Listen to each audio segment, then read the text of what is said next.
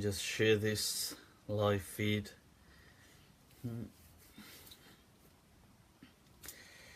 Right, if I can log into it, that is. Come on. Right, okay, I'll just wait for some of you to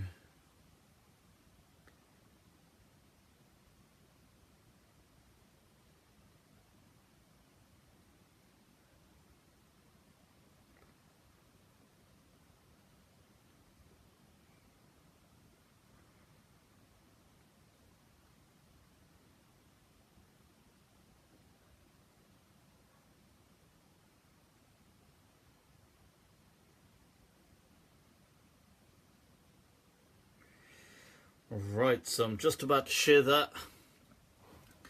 Assalamu alaikum, folks. I'm just checking that this has been shared accurately. Lillahi alhamd.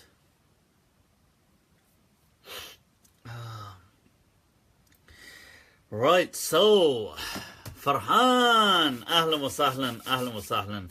Inna alhamdulillah wa kafah.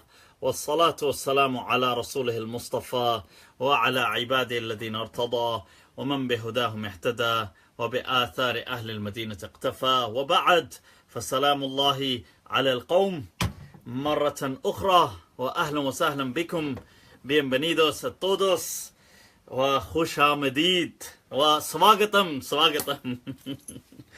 Right, so people, where are we?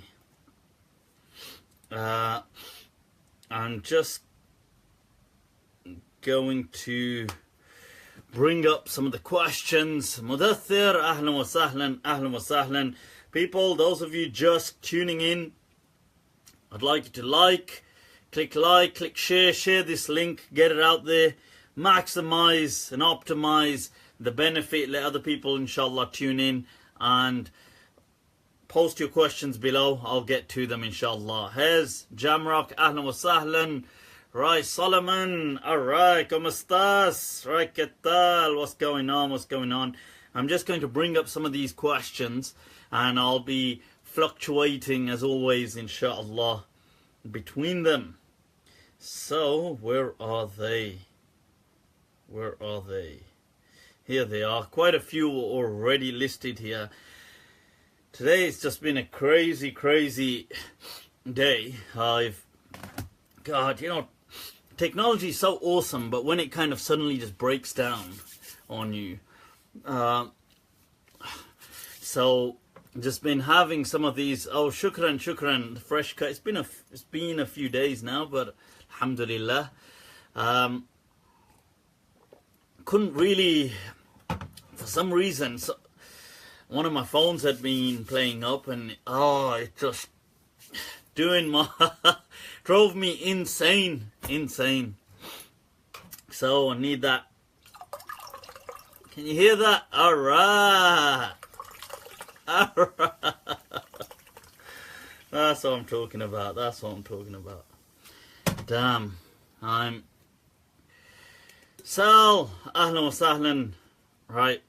Please answer the Mullah Awais Namazi Sahib Damat Barakatuhum al-Aliyah questions. Right, so people, those of you just joining, I'd like you to share the link, people, and post your questions, and I'll be getting back to you inshallah. So let's begin with some of these questions. Ya salam. Where did they go? Here they are. Right, so here we've got, shall I take a simple one to start off with, you know, just get the flow going. You know what I'm talking about. Mufti Mus'ab Rahim asks, am I allowed to bet on football games? Vah. Imam Hassan, ahlan wa sahlan, ahlan wa sahlan. People, those of you just tuning in, inshallah, share the link, like it, and post your questions below. I'll get to them. a marriage proposal, what age would you say it is reasonable to marry? What age is reasonable to marry? Ya salam. Any age as long as it's legal, and the rest is, I suppose, common sense. But I'll get that's actually a decent question to maybe expand on. Tattoos are not haram according to Qarafi, but I couldn't find anything on the internet.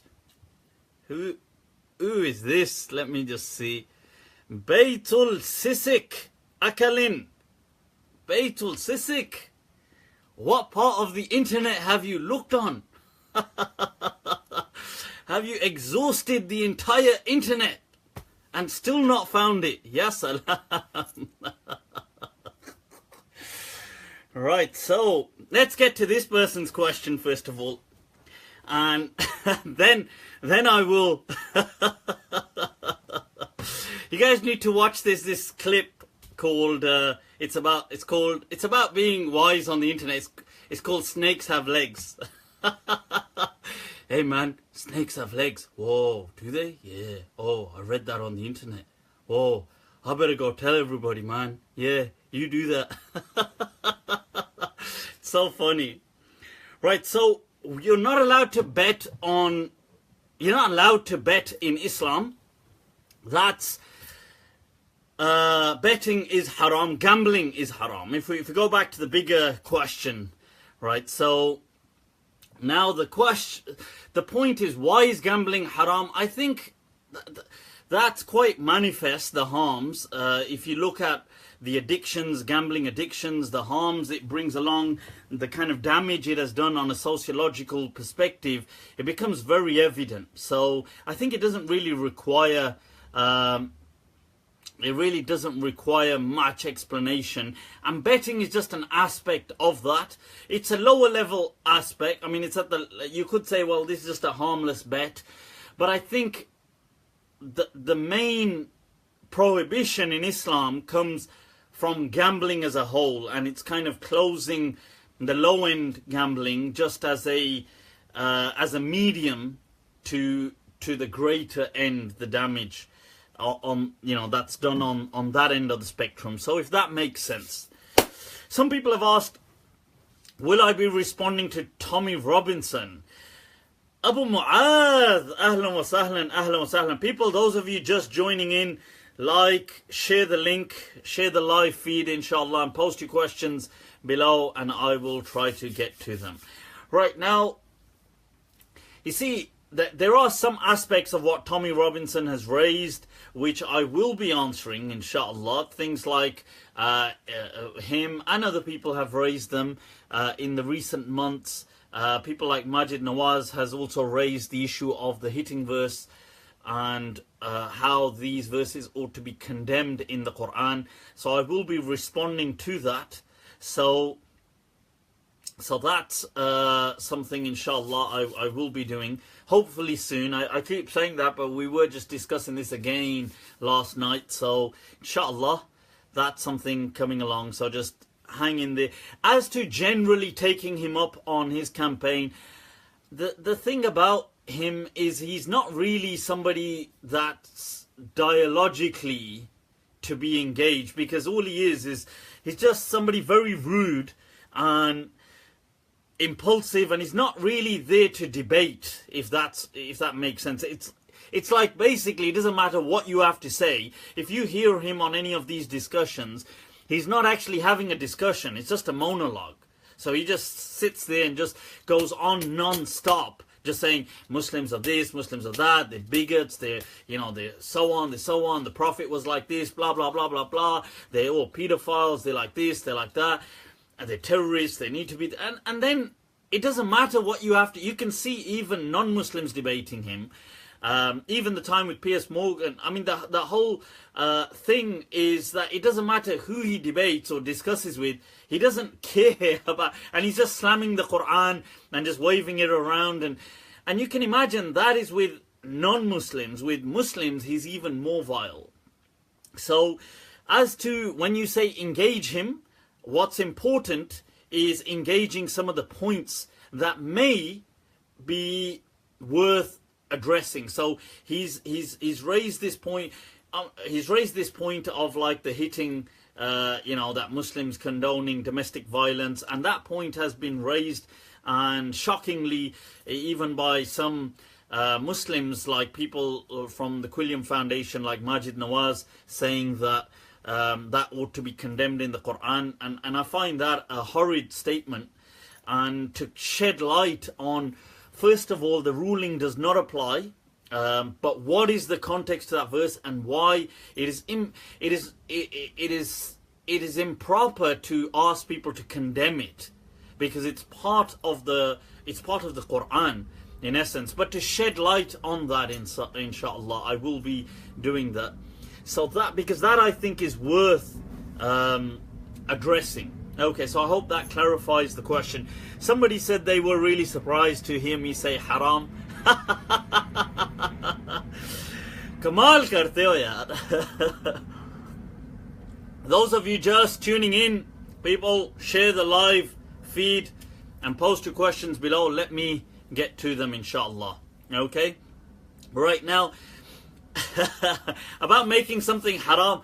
There's a scholar, a local scholar from Birmingham, who I respect, and is from India, and the ice has melted. The ice that I put this massive ice block in there, and it's all melted now.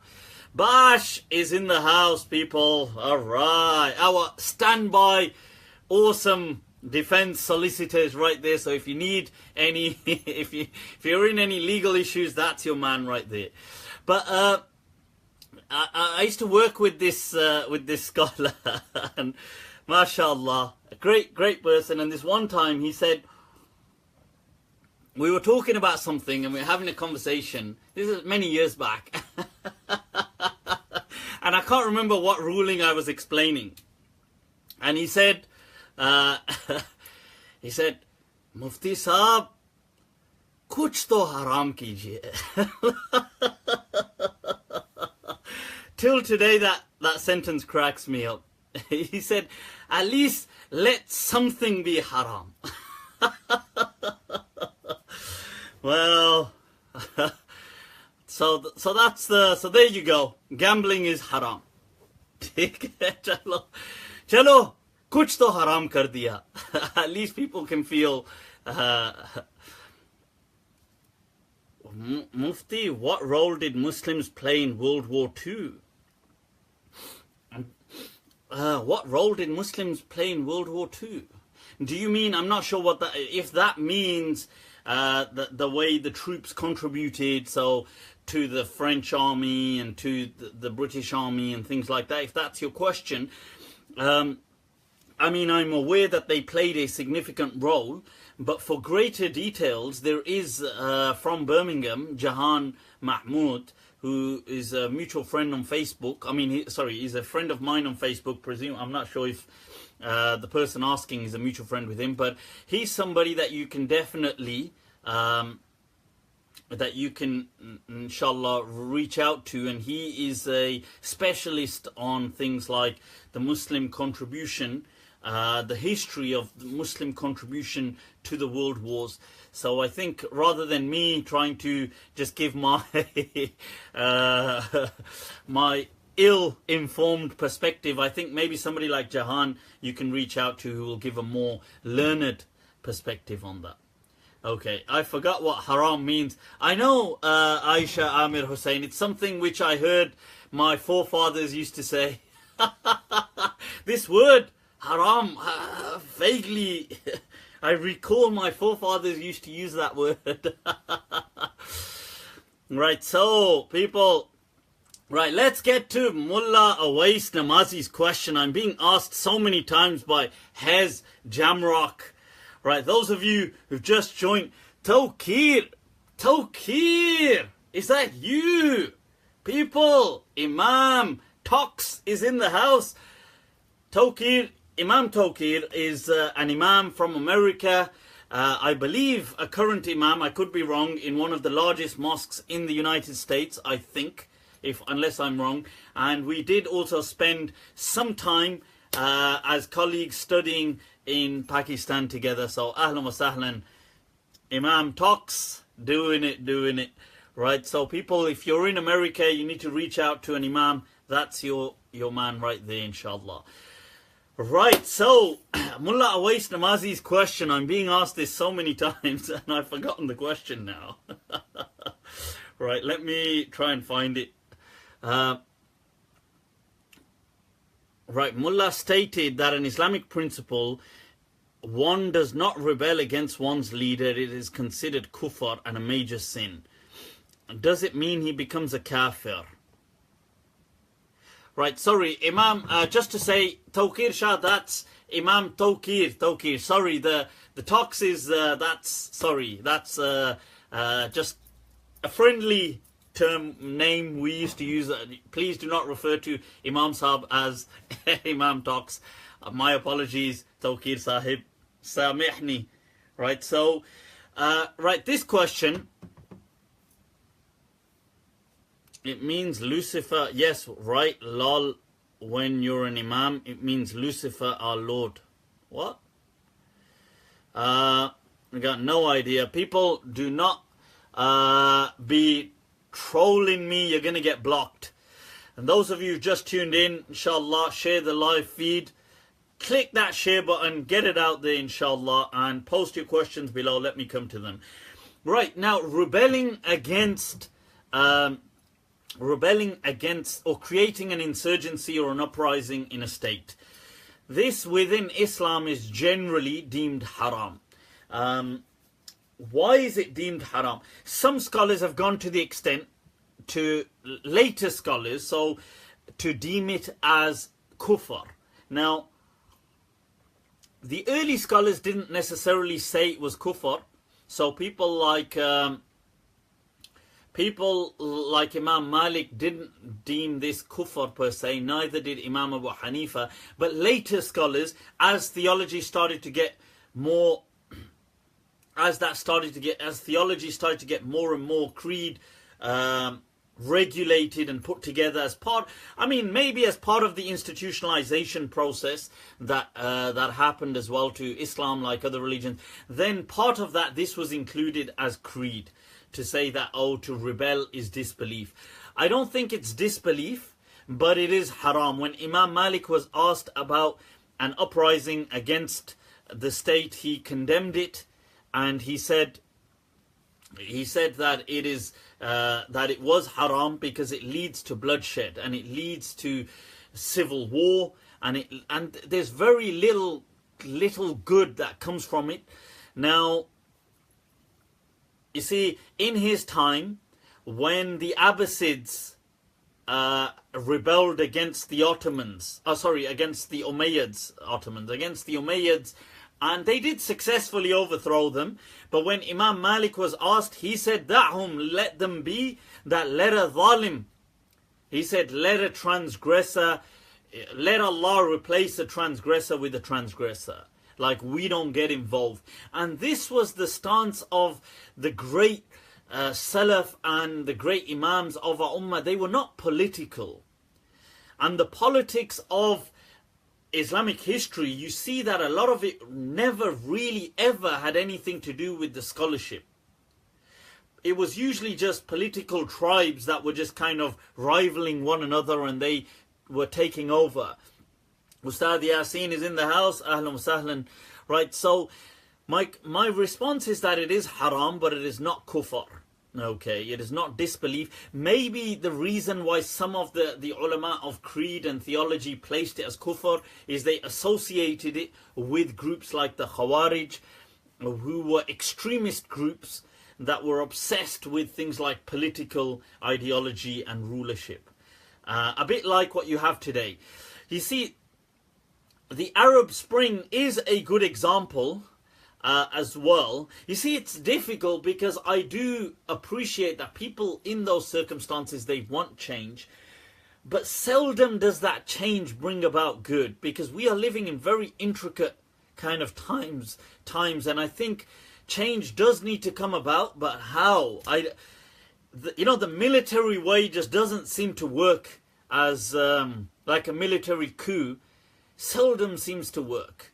and places like Syria are a devastating example, and you know, something that for years and years, and I have to say, I kind of almost beat myself, you know, with you know, many years back I studied in I was blessed to be in Damascus in the late 90s, when many people had set off on the road to Damascus to seek sacred knowledge. People, those of you just tuning in, like you to share the live feed, inshallah. Click share and post your questions below. Okay, now I was there, and many of the great ulama of the West were actually there at the time. There were people like Imam Zaid Shakir was there. Many people that had set off to the road to Damascus were actually there at that time, and this is in the late 90s. And many, I mean, people from the UK. You had people like Sheikh Hafid Islam, Sheikh Saqib Shami, and other people. They'd all kind of been there at a similar time. Now, you see, I was kind of really disappointed a bit with the whole. There was a very kind of 1984, you know, an Orwellian kind of culture in Damascus at the time, where the government had this kind of control and this grip on people. There was conscription, mandatory conscription. Everybody had to partake in the army. Obviously not us, not foreigners, but we would see that, and there was a military presence here and there, and people were always scared to speak their mind, and everywhere they had to praise Hafid al-Assad everywhere. And I found it kind of shocking that this, and I thought to myself, I mean, I was young. Now in this old age when I reflect,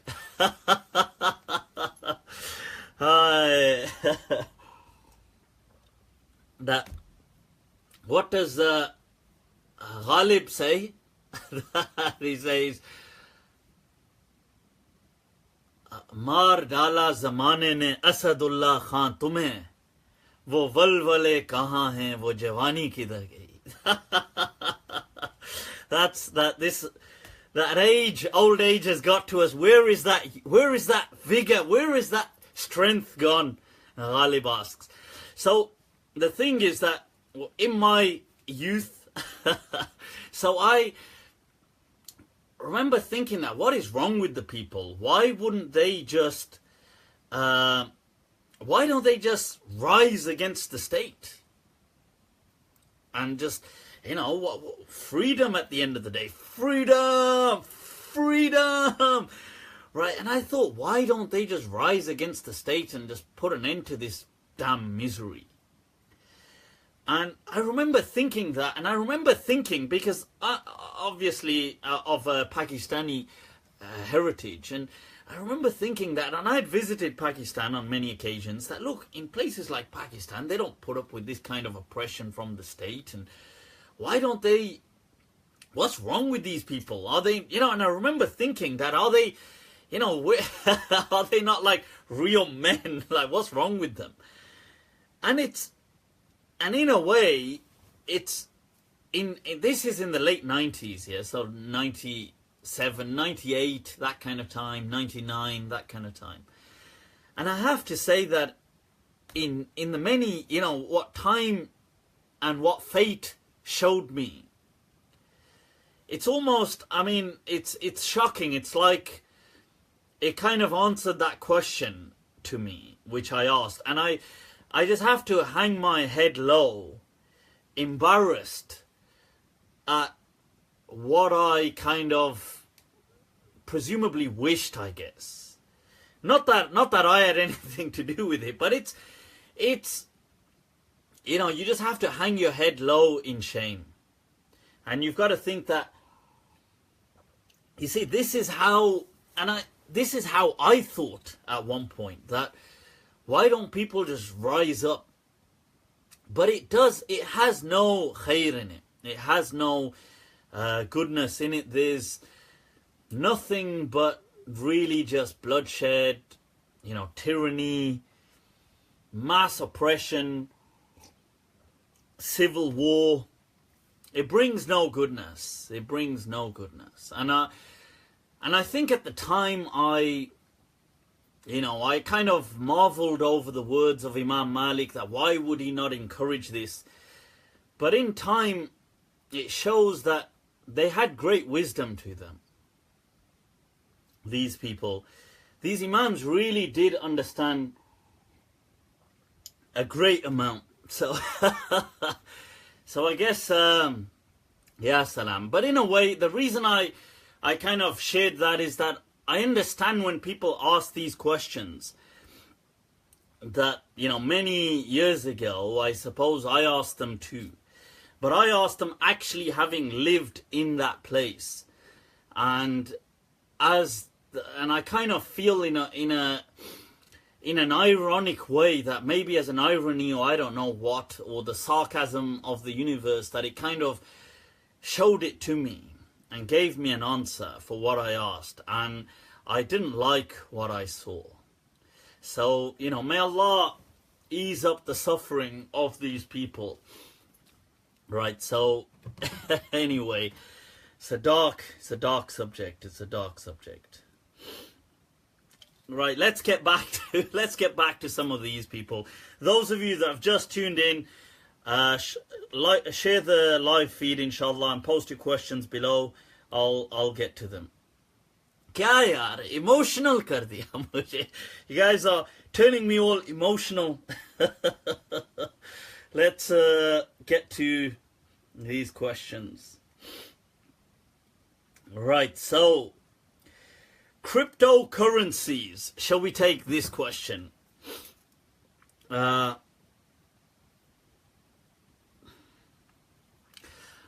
so cryptocurrencies, Bitcoin, etc., are they halal, haram? I think, in my understanding, that these things are not haram, but like anything, be wise. I mean, take a look at it. I mean, I haven't really ever purchased any kind of cryptocurrencies or Bitcoin or anything, and I haven't looked into them from that perspective, but I don't think they're haram from an Islamic perspective. I think you just need to be wise. Okay, that's all. When you go about these things, to just be wise about them, that's all, inshallah. Right.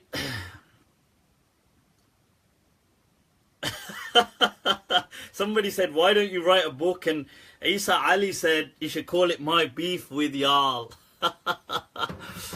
Right, Abdul Majid is in the house, people, our IT tech. Maj, check out that question. What's going wrong with my phone, man? Help me out. WhatsApp me, inshallah.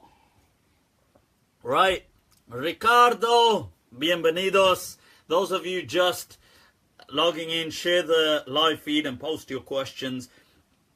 Right, can an authentic hadith be rejected based on irrationality? Yes, of course it can. Of course it can. A hadith of Ibn al-Jawzi highlights that the three conditions, he highlights that it does not, and the first one he actually puts is that la yukhalif al-ma'qul, it does not go against the intellect. Okay, and so that's important. La yunaqidul usul, and it doesn't go against the established principles of Islam. It doesn't kind of like contradict or clash with them either, and it doesn't also with what we have al-manqul. He says it doesn't kind of it doesn't contradict things like the Quran and stuff like that either. Okay, so just to clarify, yes, a hadith can be rejected based on irrationality, and as you can see, we've been sharing some Q&A where right, we've been sharing. Asim Mahmoud said, you look like Ultimate Warrior. I wish I looked. Ultimate Warrior was my hero as a kid. I used to have his posters, massive posters in my bedroom. Ultimate Warrior. He was my hero, man. WrestleMania 6 was the ultimate. I used to have all the little kind of warrior kind of I don't know, statues, figurines, and all those kind of things, man. But anyway, let's get back to this. I've been sharing some Q&A from a course that we did with Sheikh Akram Nadwi, one of the senior scholars, an amazing scholar. Now, so there's been some interesting kind of clips about, are you allowed to follow opinions that are maybe deemed rare or minority opinions and things like that. Secondly, the second clip was on is there such an obligation in Islam to establish a caliphate? So if you haven't checked those out, do check them out, like them, share them, get them out there, people, because there's a lot of unnecessary guilt tripping going on. And I will also respond to, there's been some points raised about that, okay? So some more quotes there about Ultimate Warrior, return to WrestleMania. See, when I was young, I was well into WWF back in the days, and I was a major fan of people like Warrior, and there was just, this is like so long ago. This must be like, I don't know, is it 1991, 1992, the early 90s, and going up to like 95. Those days, that was the highlight of my miserable childhood. Just wrestling, watching wrestling. But yeah, so let's come back to some of these. Right, so I shared these questions in that course. I want to, in light of this question as well, Sheikh Akram Nadwi does highlight that, look, several ahadith, and we will be releasing that as it gets edited, about that are to do with the Prophet having magic done onto him, are rejected. And part of that is to do with them clashing with reason, right? So and he gives another example in there. There is a hadith in Sahih al-Bukhari which states that Adam alayhi salam was 60 cubits, kind of arm length tall, and then mankind has ever since been kind of like shrinking. And that's in Sahih al-Bukhari, and that's nonsensical, right? That is not how mankind have not been shrinking like that, okay?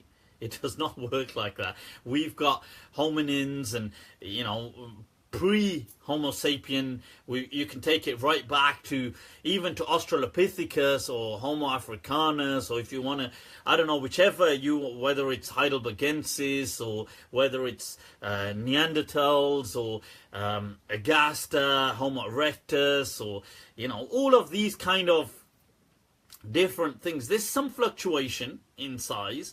Sometimes some may be, I don't know, they may be several inches shorter, or some maybe slightly taller, but they've not been massive. The discrepancy, the standard deviation, look at that, the standard deviation, Allah, the standard deviation is not that out.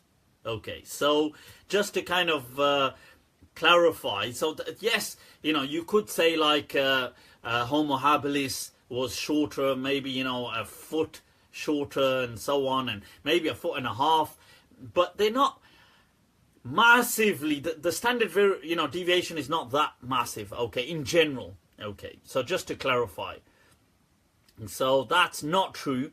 And then Sheikh Akram Nadwi actually highlights that hadith is rejected because it clashes with our general knowledge and reason. Okay, and it's also worth highlighting on that point as well. This is the same thing many ulama of the past said about that hadith, including Sheikh Abu Bakr ibn Furak, who was a major scholar of theologian from almost over 1,000 years ago, and he places that in his book called Mushkil al-Hadith, the problematic ahadith that we have. Right, so in that sense, nope, size doesn't matter, I'm afraid, in that sense. Those of you that have just logged in, people, I'd like you to share the live feed, inshallah, and post your questions. I'll get to them. Right, anybody still going on about the reverse camera?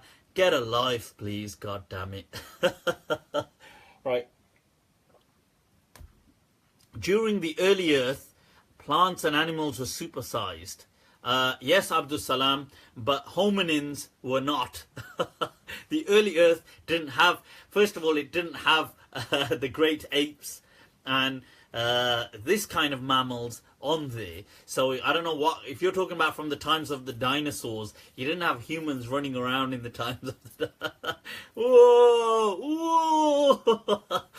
Anyway, so coming back to this, right, so I've put this video out there. Just I will respond to some points that have been raised. Some people have, some people have loved the video, alhamdulillah. It's really come as a breath of fresh air for some people, that Islam is not a democratic process, that truth is not democratic. And so I'd like to just expand on this first point very quickly, and that is that in following opinions that are minority opinions, you see, you have to understand in essence what is it that you're asking. In essence, you are asking that is truth democratic? That if a majority of people start following something, does it make it true? And of course it doesn't. So the majority of the people that follow something does not equate to its strength in objectivity. Right, Michael Mala is in the house, people. Mike, ahlan wa sahlan. Mike, why don't you click share on that live feed? Get it out to your thousands and thousands of followers. Those of you that have just tuned in, share the live feed, people. Get it out there, inshallah. Right, so truth is not a democratic process. Just to kind of clarify that, okay? So if 10 people believe one thing and one person believes something, just because they're 10, it does not make it more true. You have to have other methods of validating something, okay, and verifying something. Right, so that's just to clarify that. So when people say, oh, but but because so and so, and what's shocking is I had certain people who were who are Salafi, for example, criticizing my fatwa because they're saying, how can he say you can follow opinions which are minority opinions? Well, I don't want to burst your bubble, but the Salafi movement is a minority movement. The Salafi belief is a minority belief. So if you're okay with following your own beliefs, which are an absolute minority throughout Islamic history, and your movement didn't even exist, so everybody historically followed a school of law, and you feel it's okay not to follow a school of law, that in itself is a minority opinion. So I just want to say it's interesting that people, it's okay when it's there. It's okay when it's their kind of minority opinion. So my point is that, look, nobody has a monopoly on truth, okay? And you have to understand that Islam through the ages, just like any religion, has undergone an institutionalization process. So there's a lot of control mechanisms involved in controlling people out there. So that is important to understand. Okay, so you cannot undermine that ruling. This observation. This is why I emphasize things like a discursive psychological approach or discourse analysis in kind of looking at things. And an example I often give is like saying that, imagine you can take a TV series of your choice. So you can take something like Game of Thrones, or you could take something like Suits, or you could take something like House of Cards, or anything that you watch. Ahlan wa sahlan. Tariq Khalik is in the house, people. Sheikhul Qawm right there. Right, so you could take any TV series you like, and imagine, but it has to be a lengthy one. So it's got several series to it, seasons to it. Now, if you, Abdul Sattar, shukran, much love, right back at you. Right, so if you take any TV series, and imagine you've got to make a trailer, but the trailer can only be 30 seconds long, and you've got to make a trailer. Now, you can take something like Game of Thrones, or you could take something like House of Cards, or you could take something like Suits, or you could take anything, something like Dexter or whatever, and you could make it look like anything. You could make it look like a comedy. You could make it look like a drama. You could make it look like a thriller. You could make it look like a kind of romantic series. You could make it look like a murder mystery. I mean, you could take any, like, if all you had to do, like, you have to take the entire seasons, the series, and just make a trailer for 30 seconds. You can taint it through any genre that you like. And that's what's happened with religion.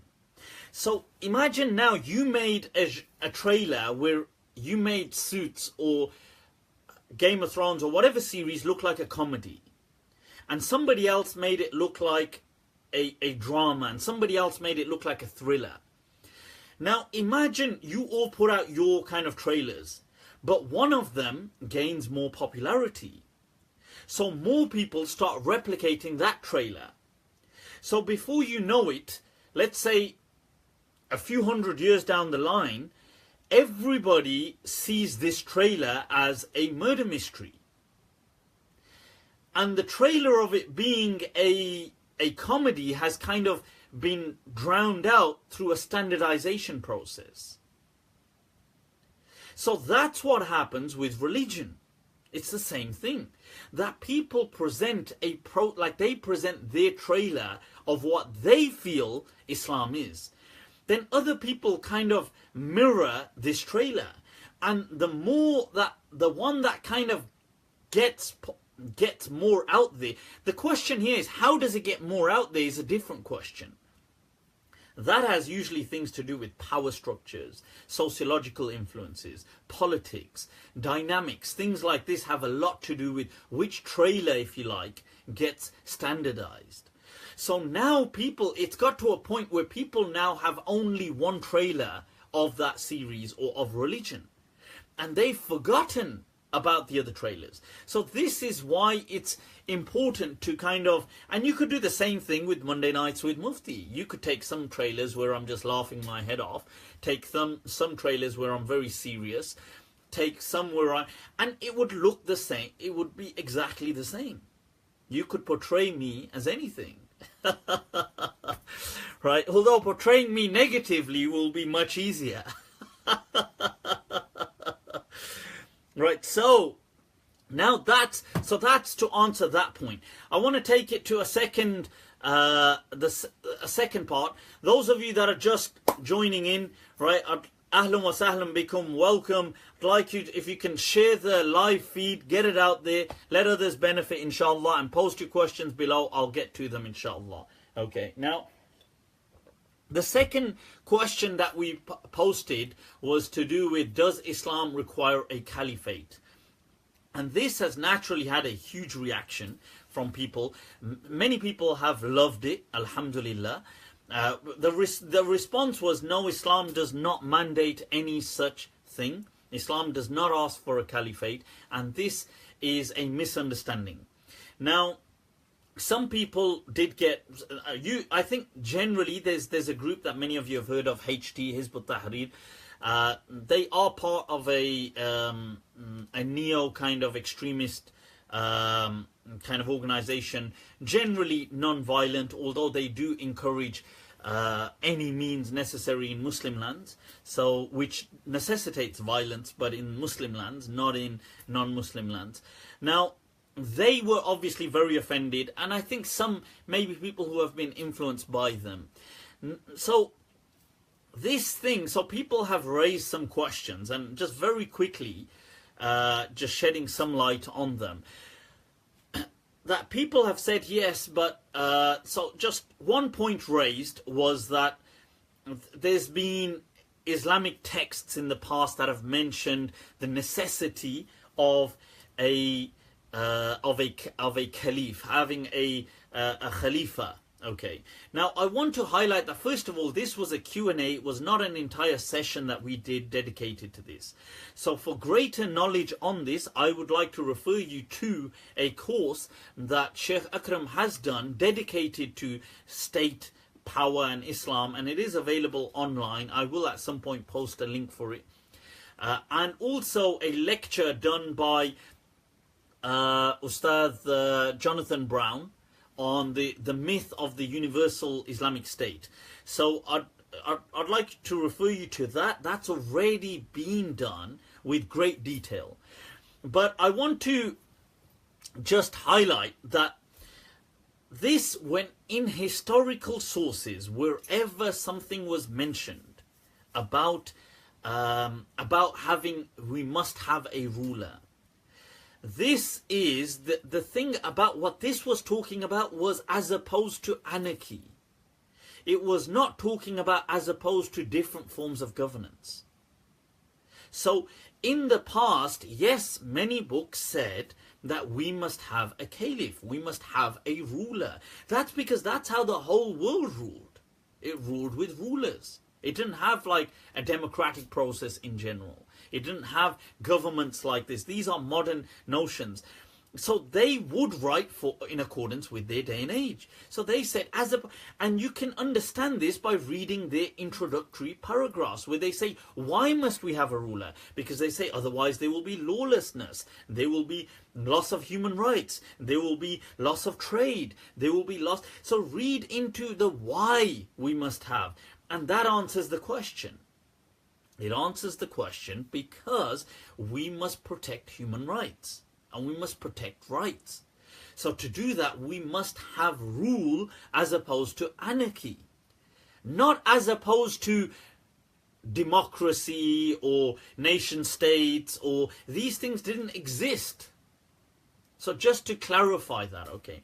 Another point that was raised was somebody said that, well, scholars in Islam are not, they don't have training on political understandings and political awareness. And therefore, they should stick to just teaching fiqh and stuff like this, and leave this kind of stuff to to political groups, modernist groups like political groups that are educated in politics. Right? That is absurd. That is absolutely absurd. Okay, why? Okay, because we are not discussing politics. We are discussing what Islam has to say about them. So we're not discussing, it's like saying, well, you could say, well, scholars shouldn't talk about DNA. Okay, but we're not talking about science, or we're not talking about politics as a science, because people who do fine, people who specialize in politics can speak about politics. We're speaking about, does Islam mandate this? So you've got some people who've never really ever studied in an Islamic institution. They have no true Islamic training. They've never been authorized or licensed with a chain of tradition to teach Islam. They've never studied the Islamic sciences comprehensively. They haven't even studied all of them at a foundation level, let alone an intermediate or an advanced level. Do we take their understanding of what Islam is teaching, or do we take what the scholars have to say? Of course we take what the scholars have to say. So that is an absurd statement, really. And it's kind of very denigrating in essence to say, well, scholars don't know about politics, they shouldn't get involved. No, the scholars are telling people that Islam is not a political ideology.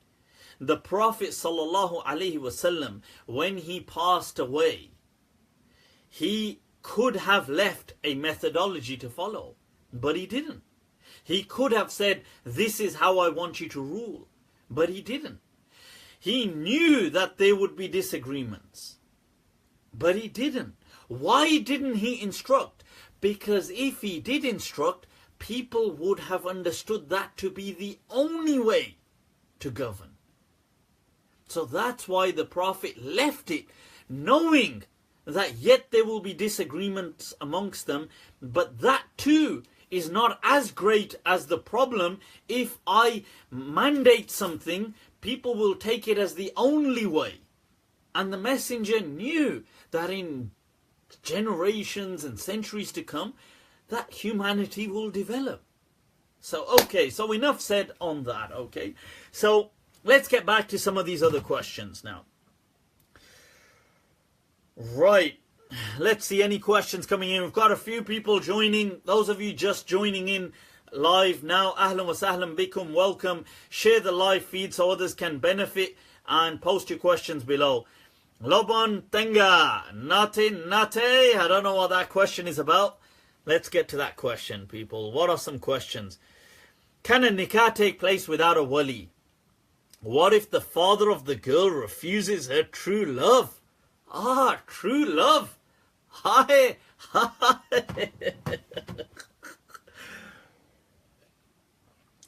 True love, people, true love. Ya salam. What if the father... what does Mutanabbi say? Mutanabbi says... his poem... وَلَسْتُ مِمَّنْ يَدْخُلُ الْعِشْقَ... What does it say? وَلَسْتُ مِمَّنْ يَدْخُلُ الْعِشْقَ قَلْبَهُ. I am not from those who true love can enter their heart. I am not from those people. لكن من يبصر جفونك يعشقي. But anybody who sees your eyes can't help but fall in love. True love, huh? What is somebody who her father denies person and imam? Stephen, I've got your question. I'll get to it, inshallah. Does true love exist? I mean, love is an emotion, so I suppose you can't deny an emotion.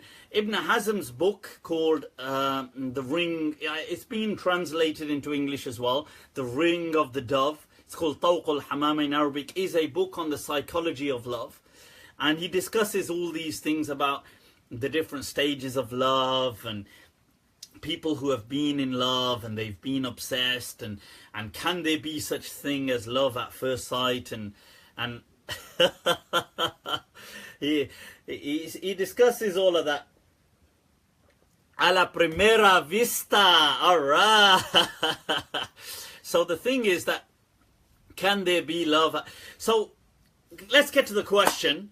Can a father prevent his child? She's not a child, she's an adult. Can he prevent his daughter from getting married? I don't believe he can. That's not right. He may have his reasons. I think he can have his reasons. As a human being, you're entitled to your opinion. He could feel that, look, this isn't right, or for whatever reason, that maybe he's inappropriate or whatever. But if she decides to get married, then that is her choice. Do you need a wali, a guardian to get married? No, you do not, in my understanding. You do not need a guardian to get married. That is only a recommendation for there to be familial harmony. Okay, just to clarify. For there to be familial harmony. So that's the important thing. There has been a huge difference of opinion amongst scholars right from the early days of Islam on is a guardian required. There's been almost like if you're going to look at it from an opinion perspective, a 50-50 kind of view. The Hanafi madhab very clearly on the fact that a guardian is not required, and several people also transmitting that from Imam Malik. I believe the understanding Ibn al-Qasim kind of leans towards that, and that's what Ibn Rushd al-Hafid also kind of pushes towards, in this understanding that a guardian is not required. And there are ahadith, but the ahadith have problems with them. Okay, so, and they've been problematized. And if you look at the verse of the Quran, you see that even some of the verses that Allah uses, that Allah teaches us, that show that a woman herself is getting married herself, that is the, so for example, hatta tankiha zawjan ghayr, until she marries another, and like this. So these kind of verses show that the woman is doing this of her own accord. And Allah teaches wala ta'dulu, and do not prevent these women from getting married if they want to. If they want to get married, that you do not have the right to do so.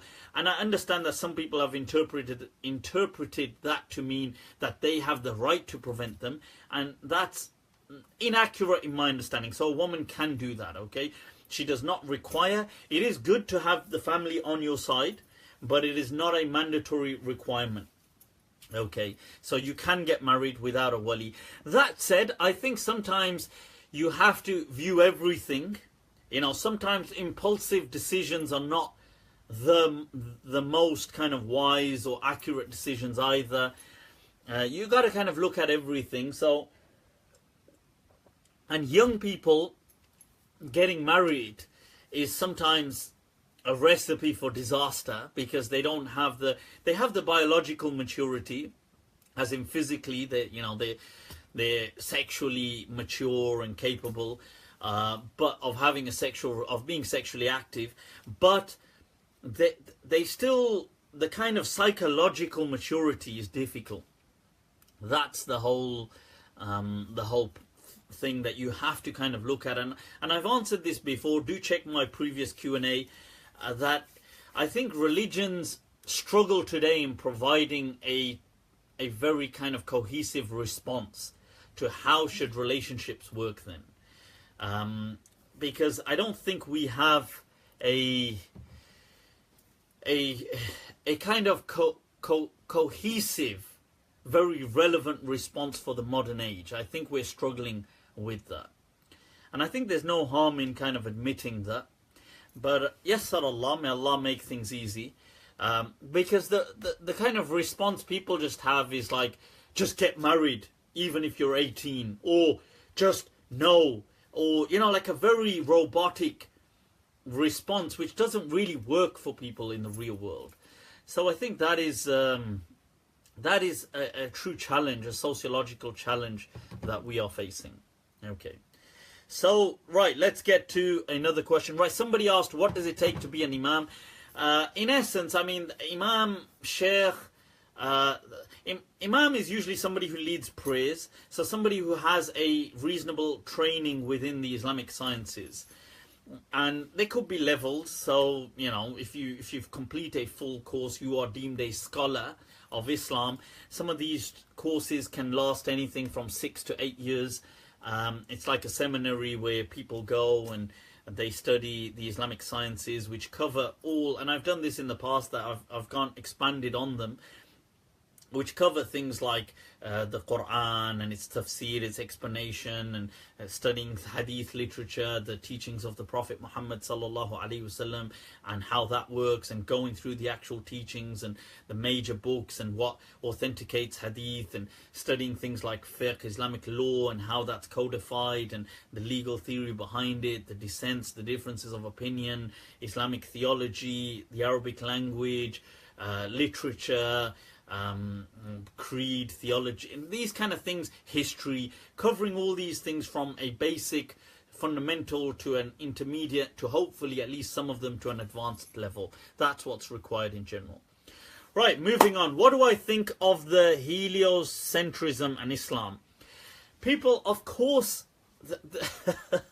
this is absurd. Of course the earth rotates around the sun.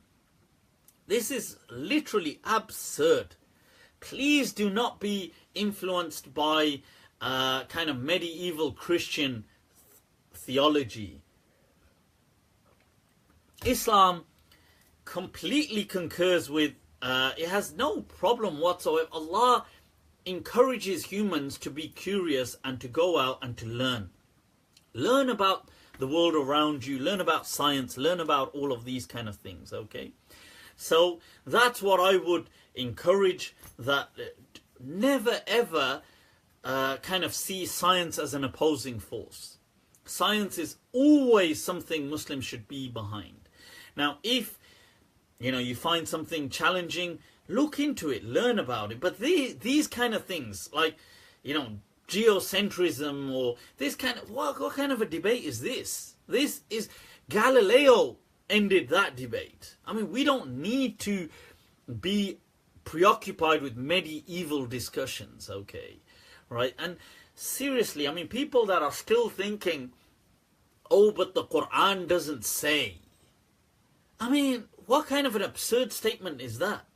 The Quran didn't come here to teach you, like cosmology. It didn't come here to teach you geology. It didn't come, if somebody's in a hospital and they're about to undergo surgery and somebody says, well, here's a surgical method. You don't say, oh, but does the Quran speak about that particular surgical method? You'll be like, hell yeah, please save me, goddammit. What kind of an absurd, oh, the Quran doesn't mention. Of course the Quran doesn't mention. The Quran doesn't mention most things. It didn't come as a know-all, teach you everything about the world, for God's sake. Right? So this approach is a very kind of, I don't know, it's like an intellectually and a socially handicapped approach to religion, which I would really advise against. Right, Zulqarnain has asked a question about Kashmir. Can we derive motivation from Islam as a uniting force to fight a political battle? Of course, Zulqarnain, we can derive motivation from Islam. And places like Kashmir, may Allah grant them ease, are unfortunately victims of huge oppression. And yes, Allah, I mean, it's only there was a Bollywood movie made, I think it's probably been maybe a year or a couple now, that I think it was called Haydar.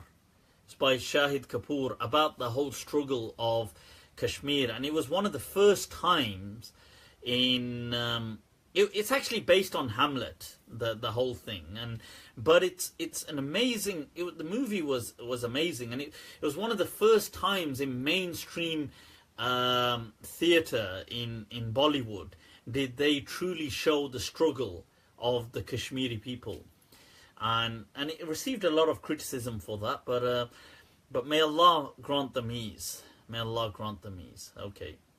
So, let's get on to another question. Those of you just tuning in, ahlan wa sahlan, welcome. If you can share the live feed, I'll get to your questions, inshallah. I'm just trying to get... damn. When you're trying to get to a question and then all of a sudden...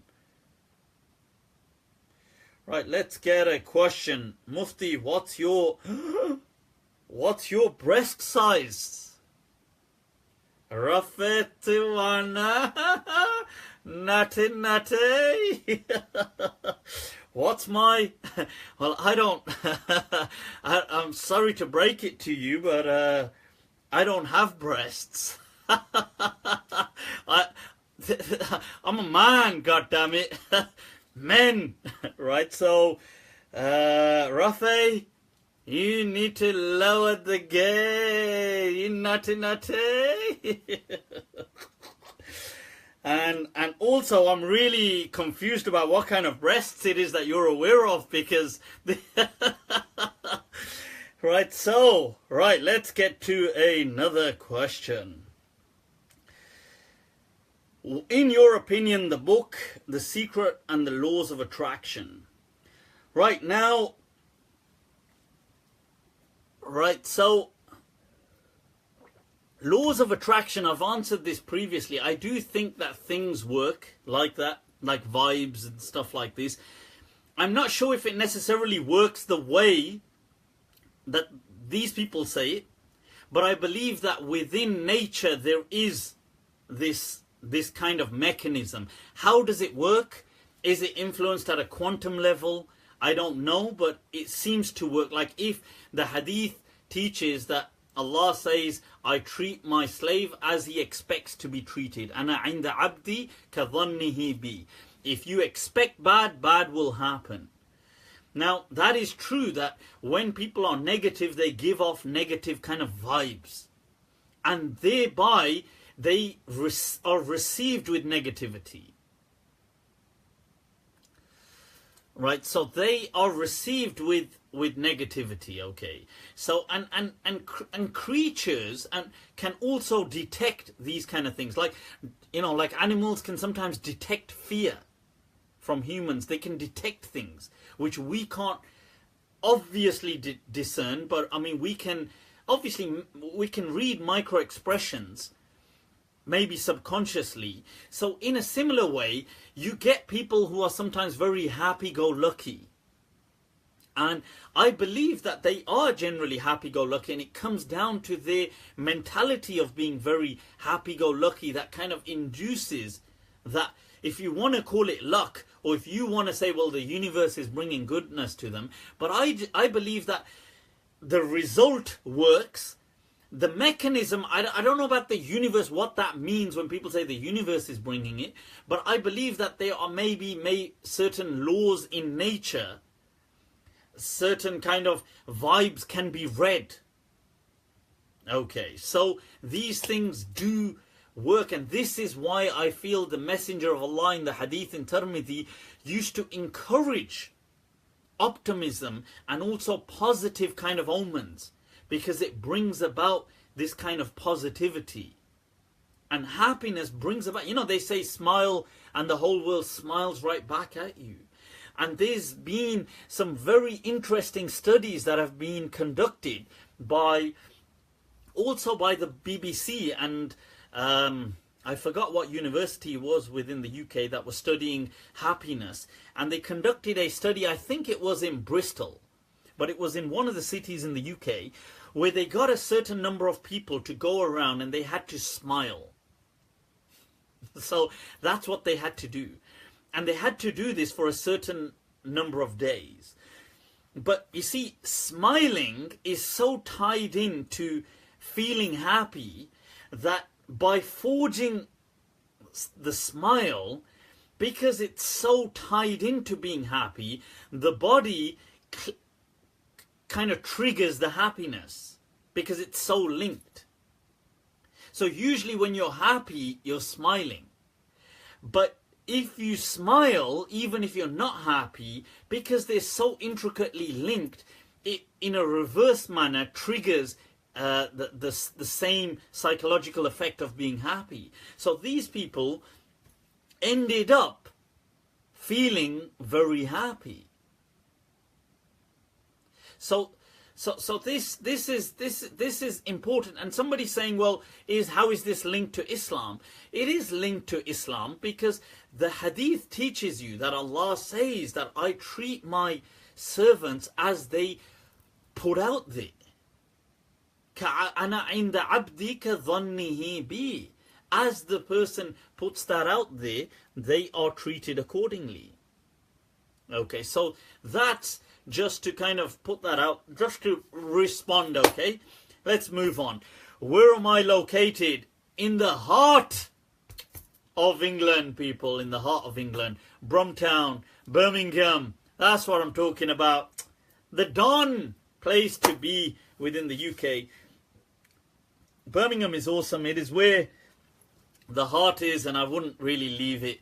I've been offered on many occasions, but can't do it, people. Right, so is Salam a very urgent question? If an adopted child is breastfed 5 times before the age of 2, I take it, does that child right now? Oh, right, damn, it's moved on. I can't see the rest of the comment. But I take it, is the child considered, is that what you wanted to say? I couldn't see the rest of that question. Am I thinking of moving to Medina? Medina is the city, the enlightened city in Islam, and it is the beloved city of the beloved Messenger of Allah sallallahu alaihi wasallam, considered the most virtuous place on earth above Mecca, according to those who adhere to the school of Medina like myself and follow Imam Malik. But you see, would I move to Medina? I wouldn't. Neither would I move to Mecca. I would be like, my response, I suppose, would be like that of Imam Abu Hanifa when he was asked, why do you live in Kufa and do not go to Mecca or Medina? He said, I would rather be in Kufa and my heart is with Medina, then be in Medina and my heart be with Kufa. See, us kind of sinful people who are so distracted, we belong in this part of the world. This is where we, and I would rather that my heart, whenever it looks at Medina, whenever it thinks of Mecca, it thinks of it with such virtue, that rather than living there and then becoming so accustomed to it and seeing it as nothing but the kind of commercial, corporate part of the world, I wouldn't want to do that. I wouldn't even want to spend more time in Mecca or Medina than necessary. If I was there, I would rather just do what I have to do and then leave. Because I don't feel right. You see, I don't want to violate the sanctity of Mecca or Medina with my corrupt mind and my polluted soul. I'd rather be away from there, but always see it as a pure place for me. This is why I'm surprised when people do things like, you know, go there on romantic kind of getaways. I struggle to that's me as a person. Okay. Right, so let's move on. What have I done with my hair and beard? I don't know. I think it's pretty all right, really, Zahir. Whatever has been done with great panache, my friend. Right, so you'd need a gym. Hell yeah, I'd need a gym. But it's not just, they've got gyms, but you know what? To me, they say that Sayyidina Umar would chase away the people after Hajj. He would chase them away. Because he would say that, you know, by staying in Medina, you become desensitized. Like, go away, go back to your places, people. And I think there's an importance in that. I see a relevance in that. Because I remember many years ago when I did Umrah, and I got there and I remember the first day thinking, wow, and I thought to myself, this is so awesome. Like, and I thought, what are all these people doing in the shops? Why are they not in the Haram? Why are they not in around the Kaaba? That would be awesome. And I thought, you know what, let's get in there, let's read. And I thought, you know, at night, like, instead of, you know, let's say reading Surah Al-Mulk before going to sleep, why don't I go into the Haram and read Surah Al-Mulk while sitting in the Haram and then go back and then go to sleep? And I remember doing this when I got there. This is many years ago in my youth, right? So, but then within, I don't know, over a week's time or whatever, and I was already desensitized. I was like, oh, it's so hot, let's go get an ice cream. You see, so this is my point. We're just human, all too human. So this is why I'd rather just recognize myself, know thyself, and I'd rather, as Imam Abu Hanifa said, stay right where I am, in a metropolitan, cosmopolitan part of the world, where people like us belong, and just always see places like Makkah, the Haramain, as blessed, beloved places to our hearts. That's all. Right, what is Tawakkul and the benefits and limits? Tawakkul, Dawood Ahmed, is where you have a reliance upon Allah. It is awesome within Islam to always have that reliance upon Allah. Its limits are, but don't be foolish. Don't be foolish. The Prophet Muhammad sallallahu alaihi wasallam said in a hadith that he said, when somebody asked him about tawakkul and they came to the masjid and they left their camel there and they were about to enter, and the Prophet said, why haven't you tied your camel? And they said, it's like somebody pulling up today. Right, those of you just joining in, ahlan wa sahlan, people, share the live feed, get it out there and post your questions. I will try to get to them. Okay, Safina Kosar, I'll answer your question in a moment. Right, so now the Prophet said, well, it's like today somebody just leaving their keys in the car and just pulling up outside a masjid, for example. And the Prophet said, why haven't you tied the camel? And he said, it's okay. He said, I'm going to the masjid, tawakkulan ala Allah. I trust in Allah. The Prophet said, La, don't be foolish. He said, I'aqilha fatawakkul. He said that, tie it, then have trust.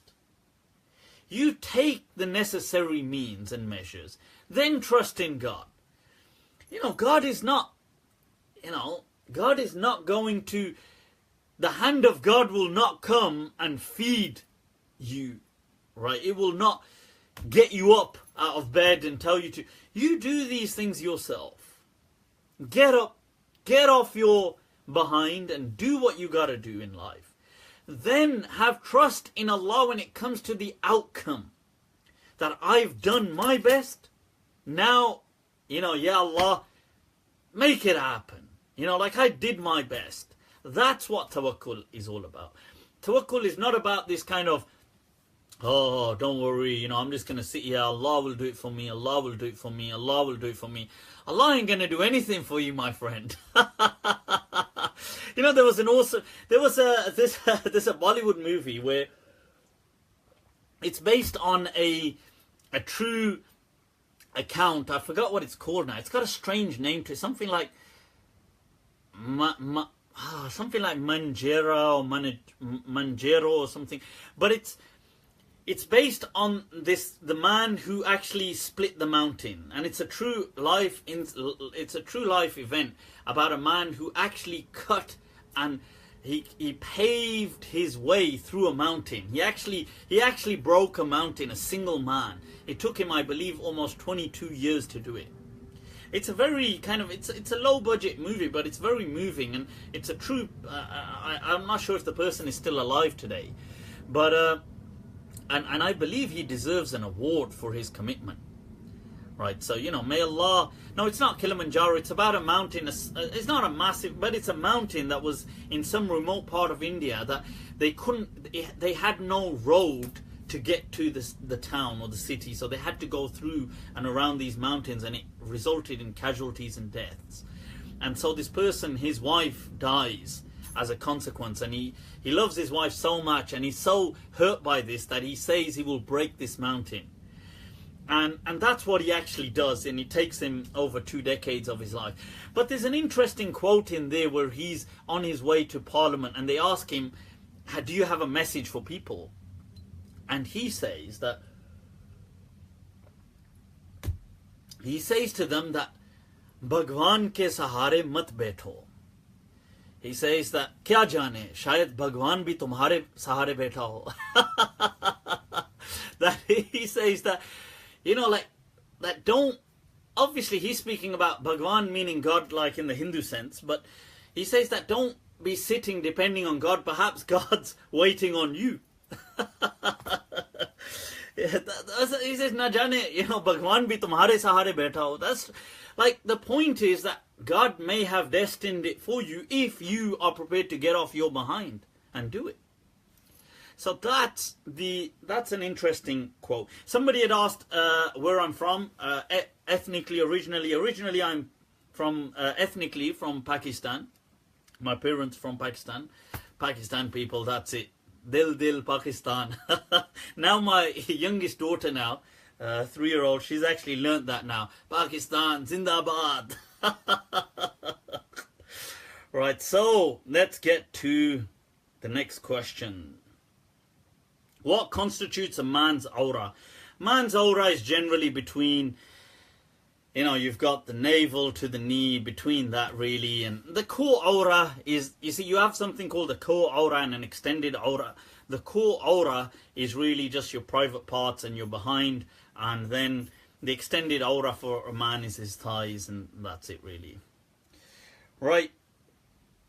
What is Adaba? Is that a beast that comes from the earth advising mankind to do well? I'm not exactly sure what Adaba is, but it's mentioned in some hadith. These things to do with the signs of the end of time. They are, as Ibn Ashur mentions, that they are from Islamic information. They are not from Islamic creed. Okay. Is there any way, right, okay, Sarraj, let me get to your question. right? So that's from, they're not from Islamic creed, so it's okay to entertain some of them, but don't take them as a matter of creed, okay? Because we don't really truly know what they mean, and some of them may have been misinterpreted by some of the early converts to Islam of a Jewish and Christian background, who may have misrepresented some of the ahadith, e.g. those to do with maybe the Dajjal or the Mahdi or stuff like this, and Jesus and his second coming, or stuff like this. These things have been also problematized by some scholars in Islam. Right, those of you people who are just tuning in, share the live feed, put your questions there and I'll get to them. Right, so the question is on if an older child cannot be, right, okay, does a child become a mahram if he is breastfed under the age of 2? Yes, he does. What that means is the nursing mother is like a substitute mother Islamically for the child. So that's fine. The question then was, right, Zafar, I'm going to try to find your questions here. If you claim they're interesting, we'll put that to the test. Right, what do adopted children take the rulings of being mahrams? You see, I would feel that as part of this day and age, part of the ijtihad is that I would say that that adopted children under the age of puberty, that are adopted as children, right, they would take the rulings of mahrams. Okay, so that would be, and we would have to rule accordingly, and the Sharia, in my understanding, would want us to do so, in order for this to safeguard the welfare of these vulnerable children, and to make sure they get nourishing and nurturing homes. So that's my ruling, that yes, they would become mahram as children that are brought up in a certain home. They would take the same ruling. And if they are adopted, because in adoption it's different to fostering, they kind of move around a lot, but in adoption they can also take the surname of the family. I've highlighted that before, you can check that out. Okay, so as a former teacher educator in a school, what are your opinions on homeschooling? Right, homeschooling. You see, if you can do it, okay. I don't think I could ever do it. I'd just be way too lazy to. I do think sometimes I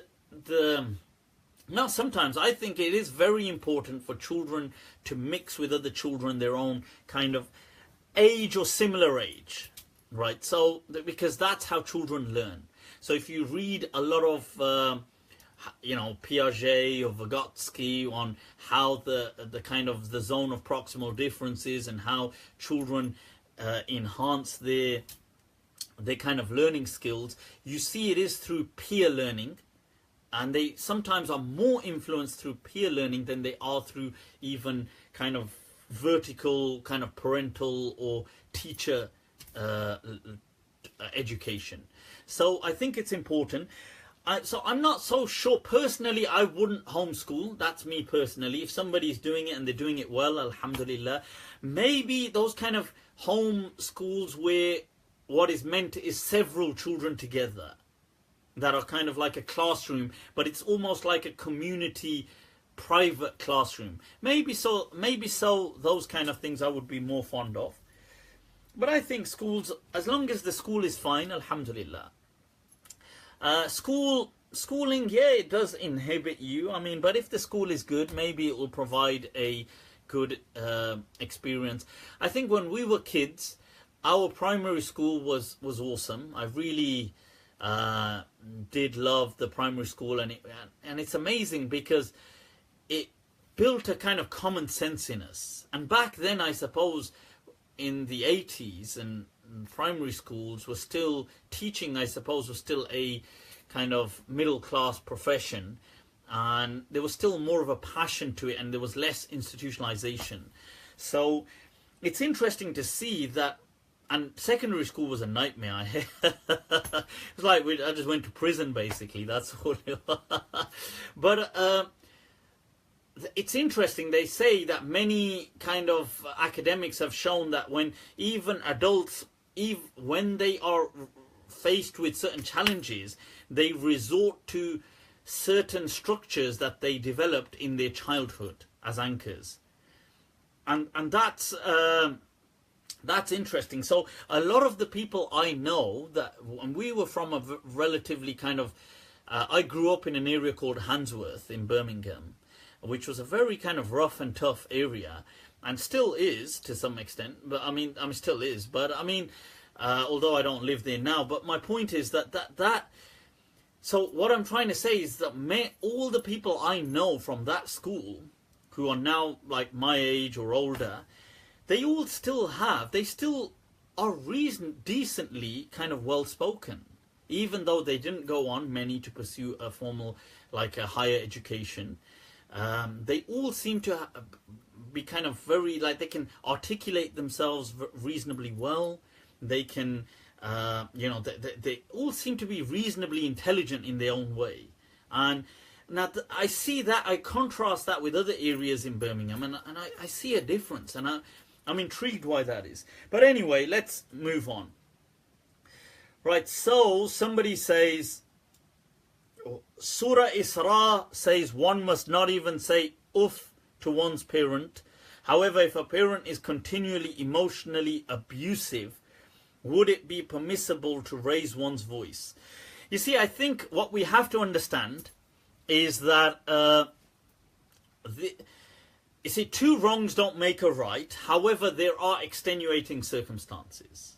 Okay, so let's be, like, sometimes you are pushed to doing certain things, and that's, given the circumstances, people may understand why you did them. It doesn't necessarily make it a right thing, but it's okay. You know, you shouldn't be disrespectful to parents. And maybe you can do the same thing in a respectful way, but however, sometimes you might be pushed and provoked, and to an extent where you react. And that's human. You know, you may do that. In hindsight, later in years to come, you may realize, okay, I didn't behave right. But, so I think there's extenuating circumstances, but it doesn't make the wrong a right either. Okay, so people, ahlan wa sahlan, those of you just tuning in, share the live feed, people, and post any of your questions. I'll try to get to them, inshallah. Hez Jamrock has asked another question. Allah says, and we created from everything we created you in pairs, that you may reflect. Unicellular organisms like amoeba don't have sexual reproduction. An amoeba just splits itself into two amoebas. Does this statement contradict the Quran? Well, I guess what you're trying to say is, well, I take it you're trying to say, well, Allah just got that wrong. Is that way? Right, so by that verse we should have a footnote saying this is what it did say then, but Hez Jamrock in the updated manuscripts has written, except in single-celled unicellular microbes.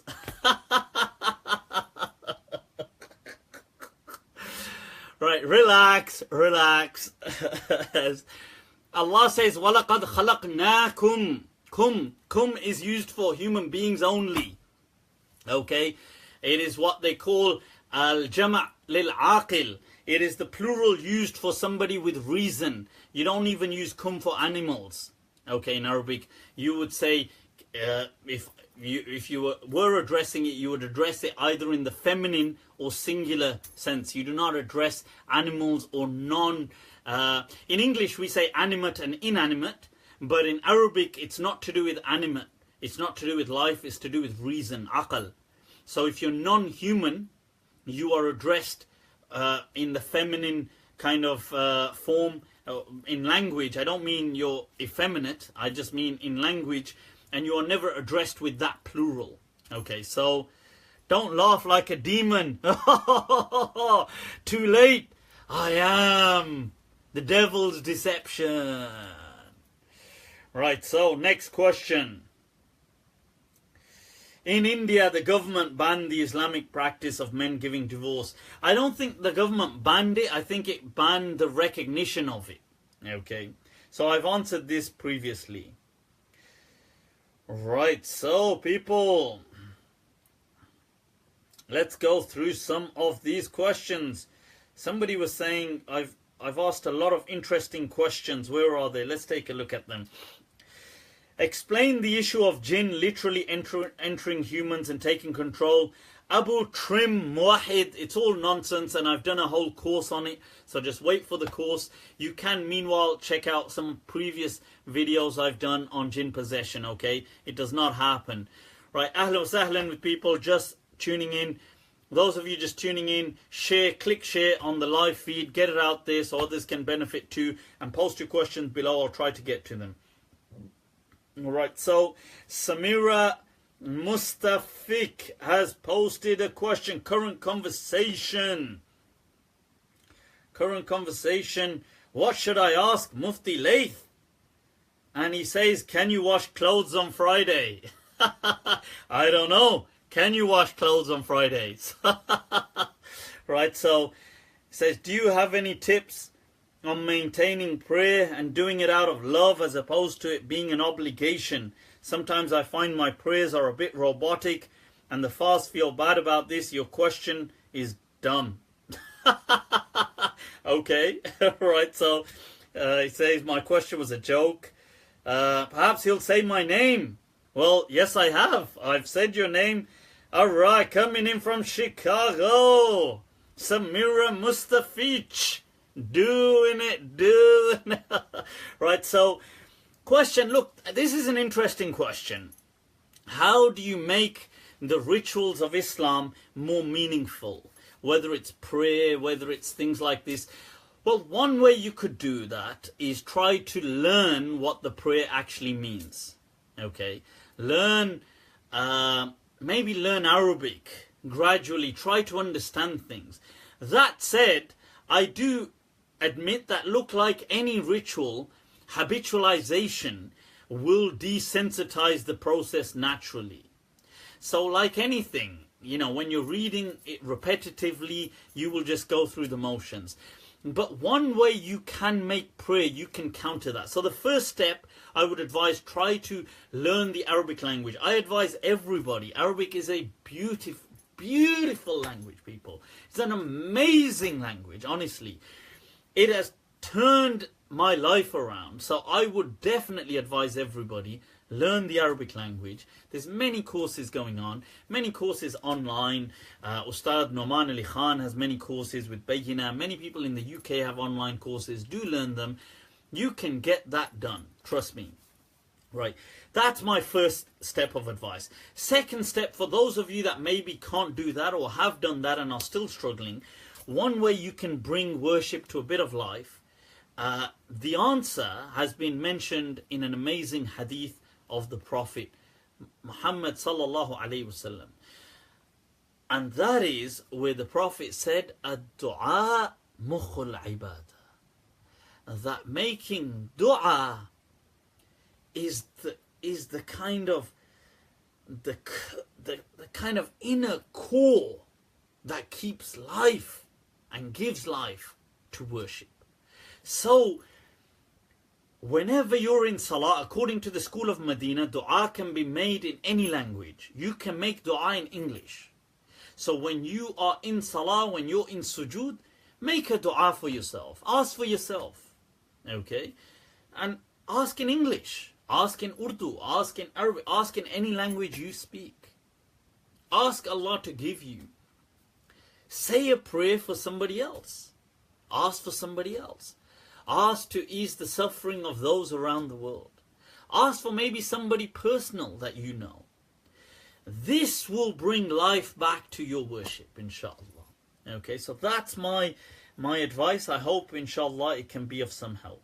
Okay, those of you just tuning in, share the live feed, people. Get it out there and post your questions. Let me get to them, inshallah. Zafar Tareen had said he's got some interesting questions. Are life insurances allowed, and generally insurances? Ali Razi. Right, I've answered this in much more depth previously. I do believe that insurances are allowed. Yes, that is fine. Insurances are not riba. They fall under something called mukhatara, the trade of risk. Now, because the day and age has changed, and the sociological structures have changed, and with them, commerce has changed. The reality of contracts has changed. So in this day and age, these things are no longer exploitative. I mean, first of all, these things didn't even exist like that back in the time of the Prophet. But other things which were to do with risk were highly exploitative, and the rights of the people were seldom preserved. Today that has changed, and thereby, as the principle says, that al-hukm, that yaduru ma'al illa wujudan wa adman, that the ruling goes with the actual cause, the illah of that ruling. And today these transactions in this part of the world are honoured and protected, and they are not exploitative, and therefore, and they can be very helpful. And they're quite negligible in some cases. So sometimes you might take out an insurance which you are happy to pay. Should something happen, it will be of great relief. So that is permitted in my understanding. Right. What is my take on preserving Islamic relics in Medina and Mecca? Some insist that the relics have to be replaced with hotels and accommodate for Hajj. Others insist. See, I think it would be awesome if you could preserve these relics. Okay, it's a shame what, honestly, it disturbed me to see. I don't know if this was true, but I read something just last week on Facebook about Saudi Arabia preserving some of the iconic locations of Muhammad ibn Abdul Wahhab, the kind of Wahhabi Salafi revolutionary.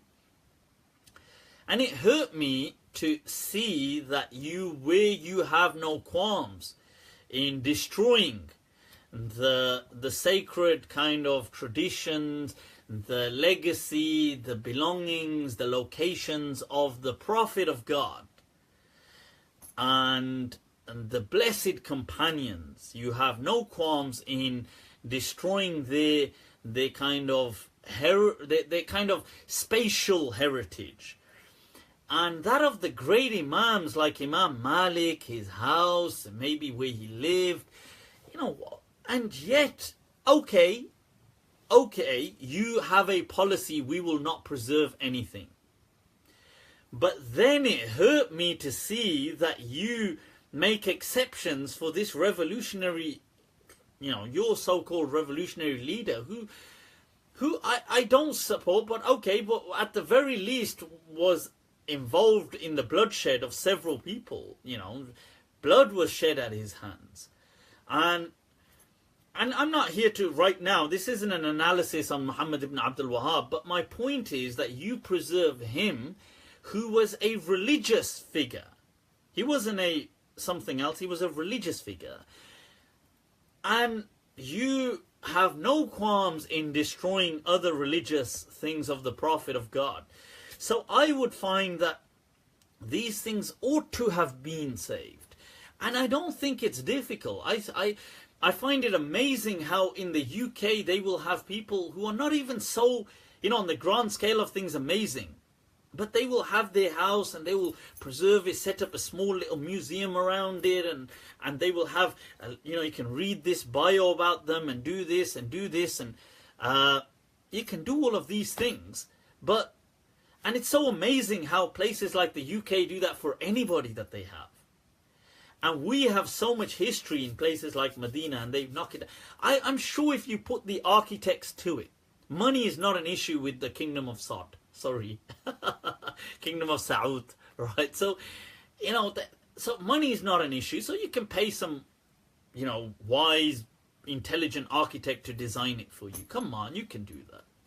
So, but they've destroyed it anyway. So, anyway, that's my opinion. Hadith, your spouse has been decided for you. For me? Right, so 50,000 years before creation. In the Quran it says you will be with your spouse in Jannah. What if you don't, your dunya, what if what? Because of many reasons. Right, that is not true. I don't believe that your spouse has been decided for you like that. You get to choose your own spouse. Ow, damn, right. You get to choose your own spouse. But what it means is Allah, in Allah's knowledge, obviously He knows what you will choose. Okay, that's what it means ultimately. And ultimately Allah, obviously destiny is a difficult kind of topic, but I have answered this before. You can refer to my Q&A at York University where I speak about predestination and how we can maybe understand a bit more, a step closer through quantum physics. But the point in essence is you have free will and you choose yourself. If you are in a miserable relationship, you can leave that relationship. God has not put you in it. You or your family or whoever it is has put you in it. Right. Does the moon landing disprove the Quran? Of course it doesn't. The Prophet says that the sun goes to prostrate under the throne of God. First of all, that hadith, right, this hadith that you're talking about, even Ibn Abbas, who is transmitting the hadith, says that this is a metaphor. Says that the Prophet meant by it that the sun glorifies God, as in it works in accordance with His laws that have been set out. That's what it means. Okay, so it's not a, this is figurative speech. Okay, people, those of you that are tuned in, share the live feed, get it out there, post your questions, let me get to them. What are the questions? What are the questions? Can Muslim men and Muslim women ever just be friends? Can men and women ever just be friends? I mean, I think you can, I think Muslim, I don't think this question is to do with Muslims. I think this question is just generally. Can men and women, oh my God, my kneecap. Right, so, believe in following a made-up God. Right, okay, so, block David, he's got blocked. Right, so, okay, right now, can men and women be friends? I think that's an interesting question. I think they can definitely, it depends what you mean by friends, I guess. I guess that's what it means. I think they can be friends, as in they can be friendly and friends and chat and discuss and do things. I think men will always be men. And all the men out there that are listening to me know that. And those that say, what on earth is he talking about, are just liars. There's been a lot of some kind of social experiments on stuff like this and interviews. I think men will always just be men, right? And that's the true nature that God has created us with, and it's our evolutionary nature. It's our instinct. I think there's nothing wrong with that. I seriously dislike the fact that the way men are kind of made to, almost feel guilty, or society is designed to kind of make men, it tries to make them feel bad about their evolutionary instinctual kind of nature. That's male human nature. Why should you don't expect male species in all other animals to be embarrassed for being like, or for having that kind of drive, sexual drive of always being wired like that. But it's what you do about it. Okay, that can be discussed. But to be like that, why is that necessarily a bad thing? Like what it's part of our evolutionary process as human beings, and it's right throughout life. You take life, and just take species that are male, and that is all they do. Right, so just to clarify, so I think we shouldn't, because I kind of see this in society. It's weird. It's an irony of Western society, I think. that on one hand it's hypersexualized, on the other hand it kind of sees this as like, oh, it's so disgusting. Like if men have sexual thoughts, it's always disgusting, it's always perverted. But if women have it, it's okay. Oh, it's just, oh, it's seen as like, oh, it's okay. You know, they just, and I think that's almost that. It's like a weird kind of dissonance and contradiction of modern Western society as we are developing further. And I think that's, so I think the main point is, okay, people can ask about acting out and depends what people do, but generally this shouldn't be something seen as like blameworthy. So I think, but coming to the question, you can be friends, but I suppose, you know, the mind is what the mind is. That's, I hope that gives some transparent kind of answer to that. Adam saying feminism, yep, feminists are going to be really upset with me saying that, but what the hell, huh? It's like, you know, people are like, oh, you know, I just, I don't, you know, like I read this thing online about certain women saying like, well, why do men look at them sexually? I thought, I just tried to get my head around what I was reading. Like,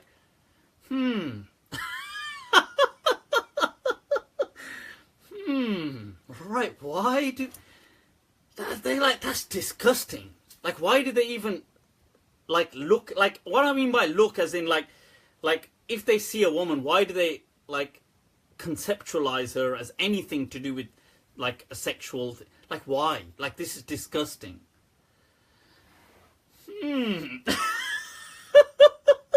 Like, what, you know, like what on earth is so now, right, okay, and I thought, like, I don't know where this is going. Do you understand? I don't know where this is going.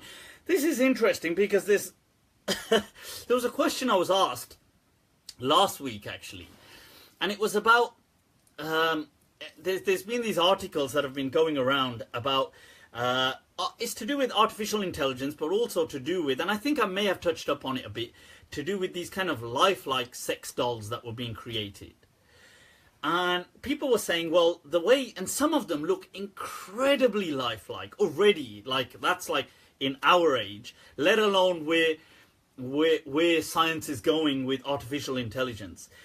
So there was, like, this article was shared with this thing about, well, you know, if this carries on the way it's going, men generally won't need women. This is, or I suppose sexually won't need them.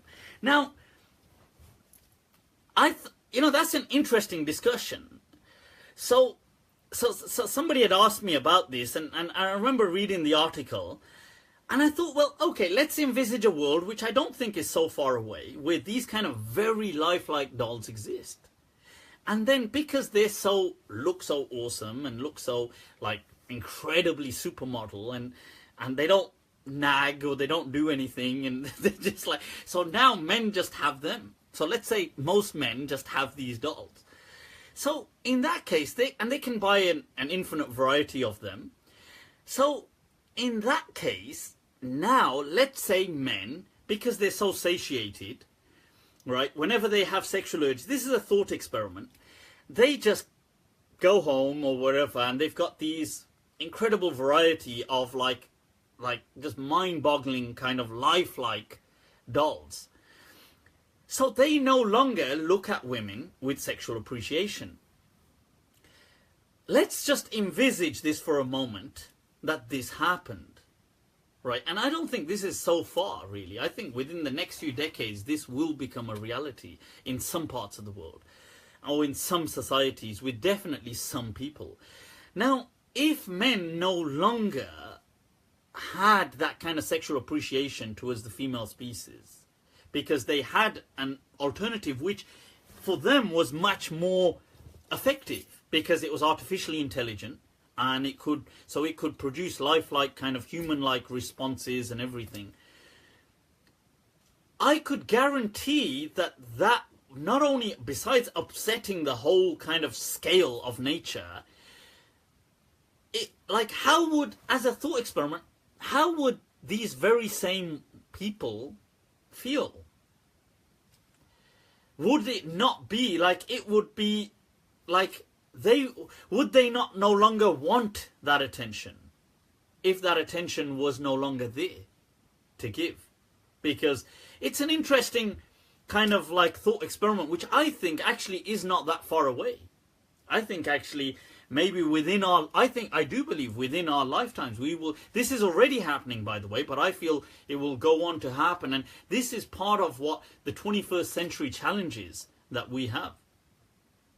She will probably buy a you see, but that's the thing. I think I think it's different, because I don't think, even science seems to show that men and women seek different things. So with men, it is a lot of the immediate kind of sexual gratification. With women, it's not so much. It is that as well, but that's what science seems to show, that it's also a longer, more meaningful thing. Like there's a lot of psychological, mental connection that is important as well with women.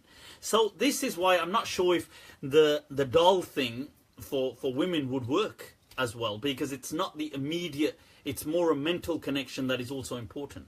But I think that's important. It's interesting, this as a kind of thought experiment. Okay, let's move. Some Majida Begum is saying, right, change the subject.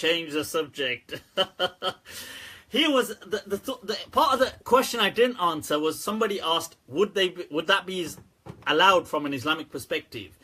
And certain scholars, Ibn Qayyim al-Jawziyah brings certain scholars from the Hanbali madhab to show that that is permissible from their time, where they speak about artificial kind of sexual outlets in their time. So let's, now that I've answered that for all those asking, right, no need to kind of lose track. Let's get to the next question.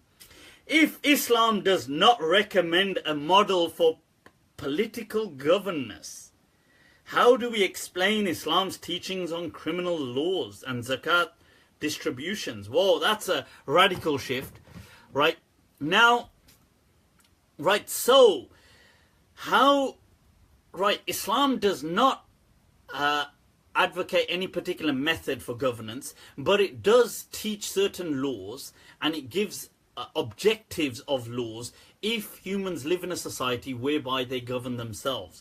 How they govern themselves, it has not been dictated. Do you choose a democracy? Do you choose an autocracy? Do you choose an oligarchy? Do you choose a monarchy? Do you choose a... Whatever you choose, Islam has not given one preference. It just has not spoken. In fact, it's interesting, because Islam, the Quran seems to condemn this one ruler almost approach of the kings.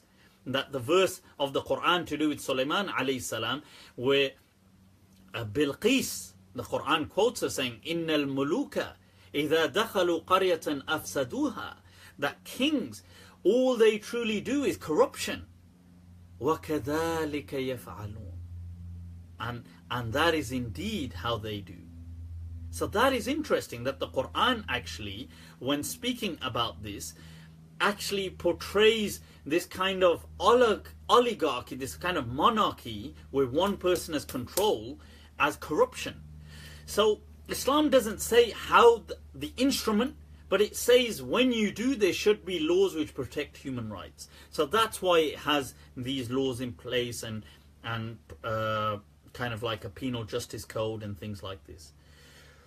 Whew. Next question, people. Why are you judging a person by his beard? Are people judging me? Do you? If you're judging, please shave your beard. It doesn't look like the sunnah of our Prophet. Well, you spelled that correct, Prophet, because that's block. There you go, blocked, people. Right. Next question. La hawla wa la quwwata illa billah. Naam, ya Mufti Qarih. نعم إنه لا حول ولا قوة إلا بالله. Right, let's move on, people. Let's move on. Next question. Aina wasalna. Where have we got to? Right.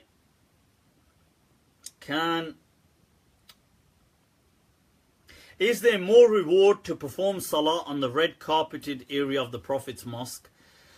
Right, the Prophet spoke of praying in his mosque has an elevated reward. That's because of it being a blessed place. And praying in Makkatul Mukarramah has an elevated reward. The Prophet said that between my mimbar and close to where the Prophet is, there it is like a garden from paradise. It doesn't mean it's an actual paradise. It means it's a blessed, incredibly blessed place. So yes, you can pray there with amazing rewards. Okay, so next question. Right, those of you just tuning in, quick, I'll take some rapid round questions, people, then we'll lock this off. So you can fire away some rapid round, share the live feed, get it out there, like the clip whilst you're at it. And I'll go through how do we deal with the likes of Tommy Robinson and others. Right, we have to, there's two ways of dealing with this. One is the questions that they give rise to, we can deal with theologically. The other is we can disprove sociologically what they're saying by being good human beings and by leading by example. Right, next question. If we came across an alien, would we be able to treat them like these? Lobon, behave. Next question.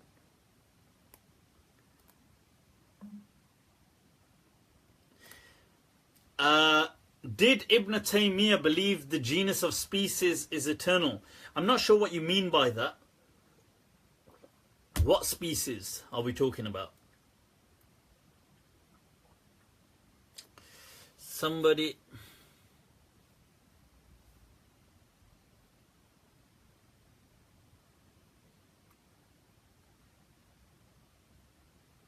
Mohan Singh has written in Hindi, अबे क्या नाटक कर रहा है, हंस हंस के.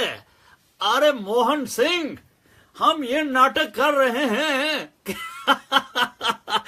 अबे नहीं देखने का है तो मत देख. If you don't want to watch this, go. Let me just block him. Right, so right, next. If it weren't for my young son, I would want to just go crazy and die. It's a tough life. Ronnie, our prayers are with you. May God make things easy for you. And it's great to hear that your child is very beloved to you. How long do you pray generally? I mean, prayers are just however long they take you, I guess. It's not. In wudu, can you wipe over the head or all of it? If you're Maliki, generally the way to, when you're wiping over the head, it's like that. Can bring it back. If you wipe over a certain amount, that's okay. But generally, rather than doing this, just go like that at least. Get that done at least, people. That's what I would say. You forgot my question. Are you an Ash'ari? Ah, look at this, trying to label me. Nate. How do we deal? Okay. Right, come on then, people. Any rapid round questions? Rapid round. Let's take some. If you've just tuned in, well, you're pretty late, but click like, click share, get this out there, and put any rapid round questions you've got. Somebody's saying I missed their question. You know what it is? I only get to see just a small amount at the bottom of the screen, and it keeps moving. Does the Taliban's harsh puritanical interpretation of Islam originate from Deobandi Hanafi interpretation of Islam? Ostracized, heard that Mullah Umar studied in the... Yeah, the Taliban were and are Deobandi, but that doesn't mean, I suppose, all Deobandis think like that. It doesn't mean that. I think generally the whole Indo-Pak thing is based on a Islam is puritanical in essence, and then they vary amongst themselves. They're on a spectrum. So, may Allah make things easy and expand people's reasoning. Ameen. Right, so I think the madrasa system definitely needs to be revisited. Massively needs to be revisited. I think the madrasa system today is not only broken, but it's constantly producing broken people. So it's like it's a production line, but because imagine something's coming off and now one of them's got knocked off, so all the others that are being pushed off are just getting knocked off, and it's just creating a pile of just knocked off and damaged goods. So it needs to be visited. I mean, revisited by that. What would you tell your 18-year-old self? God, I don't know, man. I don't know. I think I suppose we all are very different people. What I would say is, look, throughout life, always be prepared to learn. Be prepared. Don't be afraid of questions that you see. Okay, don't let questions scare you away. Till today, I say that, look, you can bring me any question, whether it's to do with faith or anything. I will at least try to answer it. Or I will at least, if I can't answer it, I will think about it. One of our teachers who taught us Tirmidhi, Mufti Atiqur Rahman, may Allah bless his soul and elevate him in Jannah. He passed away as a martyr. He taught us in Tirmidhi, when he taught us hadith, the famous book of Tirmidhi, he said that, look, sometimes you guys ask me questions. Like you say, hey, what's this? How do we understand this hadith? And he said, look, I'm just like you. And he said, in life, people will come to you and ask you questions. So you try to, before you ask me, try to come up with an answer yourself. And I think that was some amazing advice he gave. And I share that with you people, that, look, try to come up with and do not be intimidated of developing. Even if it shakes you. The Holy Quran says, if anyone kills a human being, unless it is as though, yep, that's correct. That's true. It's mine. Just wait until the next time. It's not rapid fire questions, I guess. Mentioned my name like 2 times but got caught. Right, I've answered the awrah one. When it comes to man's awrah, difference of opinion within madhabs. Generally, the madhabs agree, Abdul Wazi. They just disagree on whether the knee is part of it or not. And some say yes, some say no. The navel, whether it's part of it or not. And whether the thigh is part of it or not. They've got some disagreements amongst themselves, but generally they all seem to go with between the navel to the knee.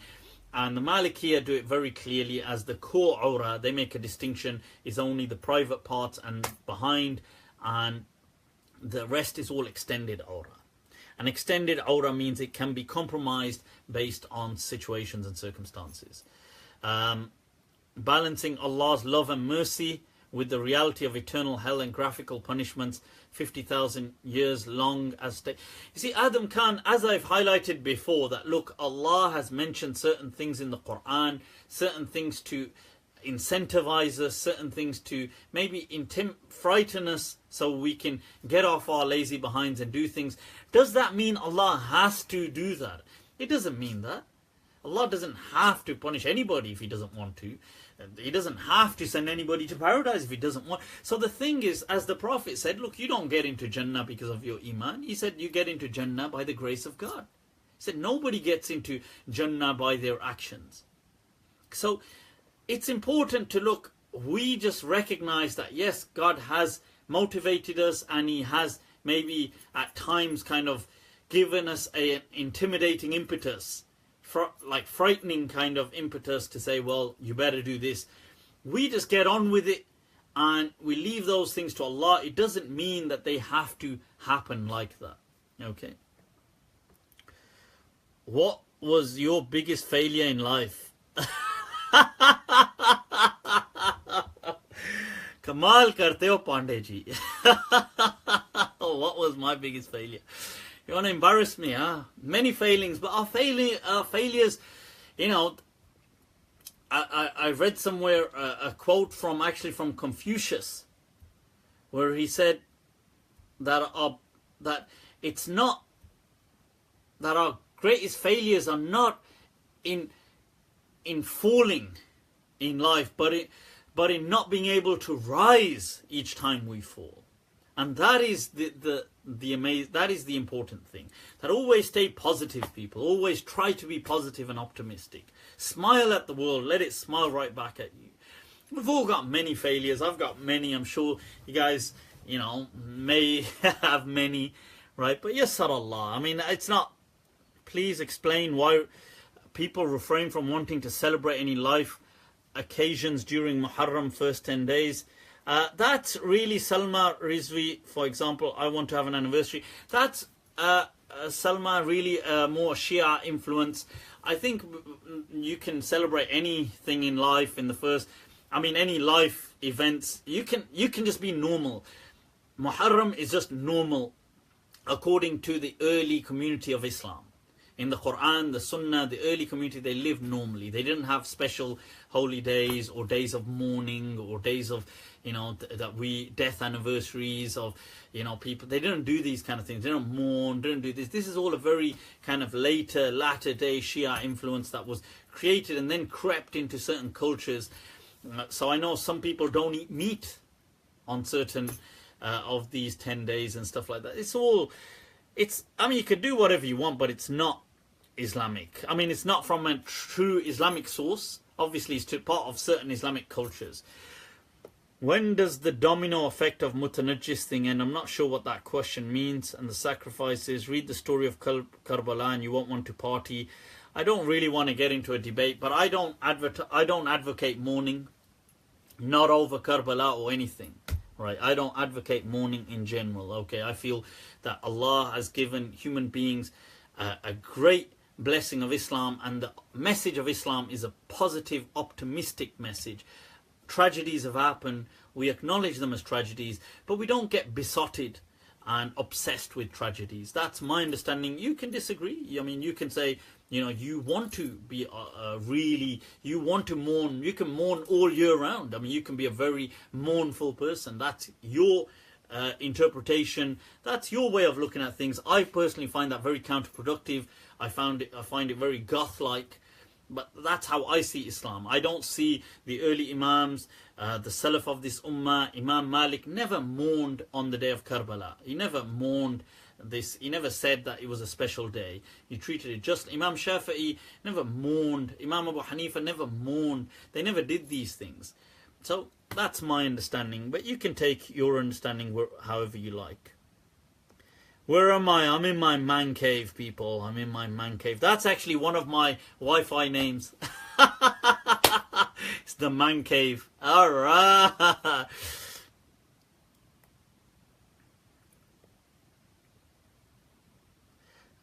In India, Ahmed Siddiqui says, I want to change the situation, use reason. May Allah help you, man, Ahmed Siddiqui. I don't know what to say, really, how to advise. Maybe just, I don't know, maybe promote certain lectures or certain things or certain people. And I don't know, it's difficult. It's difficult because it's a long struggle. Look, even in the UK, I try to speak about the voice of reason. And look, in the UK, for God's sake, we get all this backlash and people just so blind to, like, oh, and they hate the sound of the voice of reason, which is shocking because the Quran only seems to address, لَعَلَّكُمْ تَعْقِلُونَ, in the hope that you use your intellect, أُولُو النُّهَى, أُولِي الْأَبْصَارِ, people of reason, people of intellect, this is what the Quran constantly goes on, addresses. Right, okay, people, let's wrap this up. First book to read for a non-Muslim. I think you can go through certain lectures, maybe, or read certain things on. It's difficult. It's a difficult question. Yes, of course, read the Quran. You can read Seerah. Maybe I would advise it as a non-Muslim. Listen to people like Sheikh Hamza Yusuf. He's an amazing person, an amazing voice. Listen to people like Imam Suhaib Webb as a new Muslim. Amazing voice. These people are voices of reason. These people are. Are you a Deobandi? No, I'm not a Deobandi. No. I don't have anything against them. I'm not a Brelvi, Deobandi, Salafi, anything. Not, and this is what, you see, this is the thing that, you see, if you belong to a sect or a denomination, it doesn't matter how independent you think you are, or how, like, independently thoughtful you think you will always, to some extent, toe the party line. You can never truly be critical and objective if you are part of a denomination. You can never. It can never, you know, you can do so, but it will result in clashing with the group and breaking away from them. Because the group, the pack, is always very territorial. It's like how Nietzsche said that sanity is an exception in individuals, but the norm in groups. So we have to understand that this is why I advise people to respect all groups. I respect Deobandis. Many of my teachers were Deobandis. Many of my teachers were Brailvi. I studied in a Deobandi madrasa. I studied in a Brailvi madrasa in Pir Karam Shah Sahib's madrasa. I studied also in Jamia Abu Bakr, partially, which is Jamia Abu Bakr Salafiyah, one of the leading Salafi madrasa in Pakistan. I have teachers from all of these people, from these denominations. I respect them all, and I disagree with them all. But I am not, like, I'm not a follower of one of these groups, because I'm a Muslim. I'm from Ahl Sunnah, the main orthodox of Muslims. In terms of a school of practice, what I choose, I go through the school of Medina, Imam Malik, that tradition. That's not to do with kind of denominations in that sense. It's to do with how you practice and how you pray and so on. But I respect them all, and I think none of them were angels. I think none of them were prophets. I think they all said things. I think they all made mistakes, just like we all do, and I think they all did some great stuff too. So that's my view on Ahmed Rida Khan and other people as well. Alright people, so with that, I take it's coming to an end. It's been over 2 hours. Right, those of you who've just tuned in, people, right, no hay problemas, Bilma, no hay problemas. Don't worry about it. Don't worry about it. Inshallah, inshallah. Next week, right? So what I would say is that if you're new to my page or to this, inshallah, do like this feed, share it, get it out there once I kind of make it go public. Do like my public page, follow it so you get updates about what I'm doing, inshallah. And if you have any questions, or you want to just reach out to me, people, you can reach out to me. You can message me. You can message me on my public and my private profile, whichever one. My private one, probably, if you're just sending a message, might be better. If you want to share some thoughts, or just, you know, just say hi, more than welcome, people. It's awesome. I'm very reachable. Okay, I'm very I'm within reach. That's the main thing. Okay, so if you're on Snapchat, you can add me on Malm 2014. MALM stands for Mufti Abu Layth Maliki 2014. Right. If you're on Twitter, you can add me add me on that same Twitter handle, and inshallah I will connect with you people. So till then, inshallah, I'll leave you with these words, that subhanallah wa ta'ala amma yasifun, that may God be praised and above.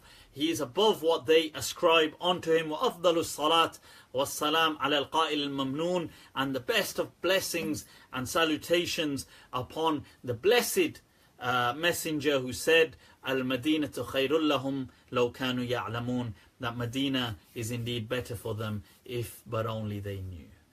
People, take very good care of yourselves. Remember me in your kind du'as. Assalamu alaikum wa rahmatullahi ta'ala wa barakatuh.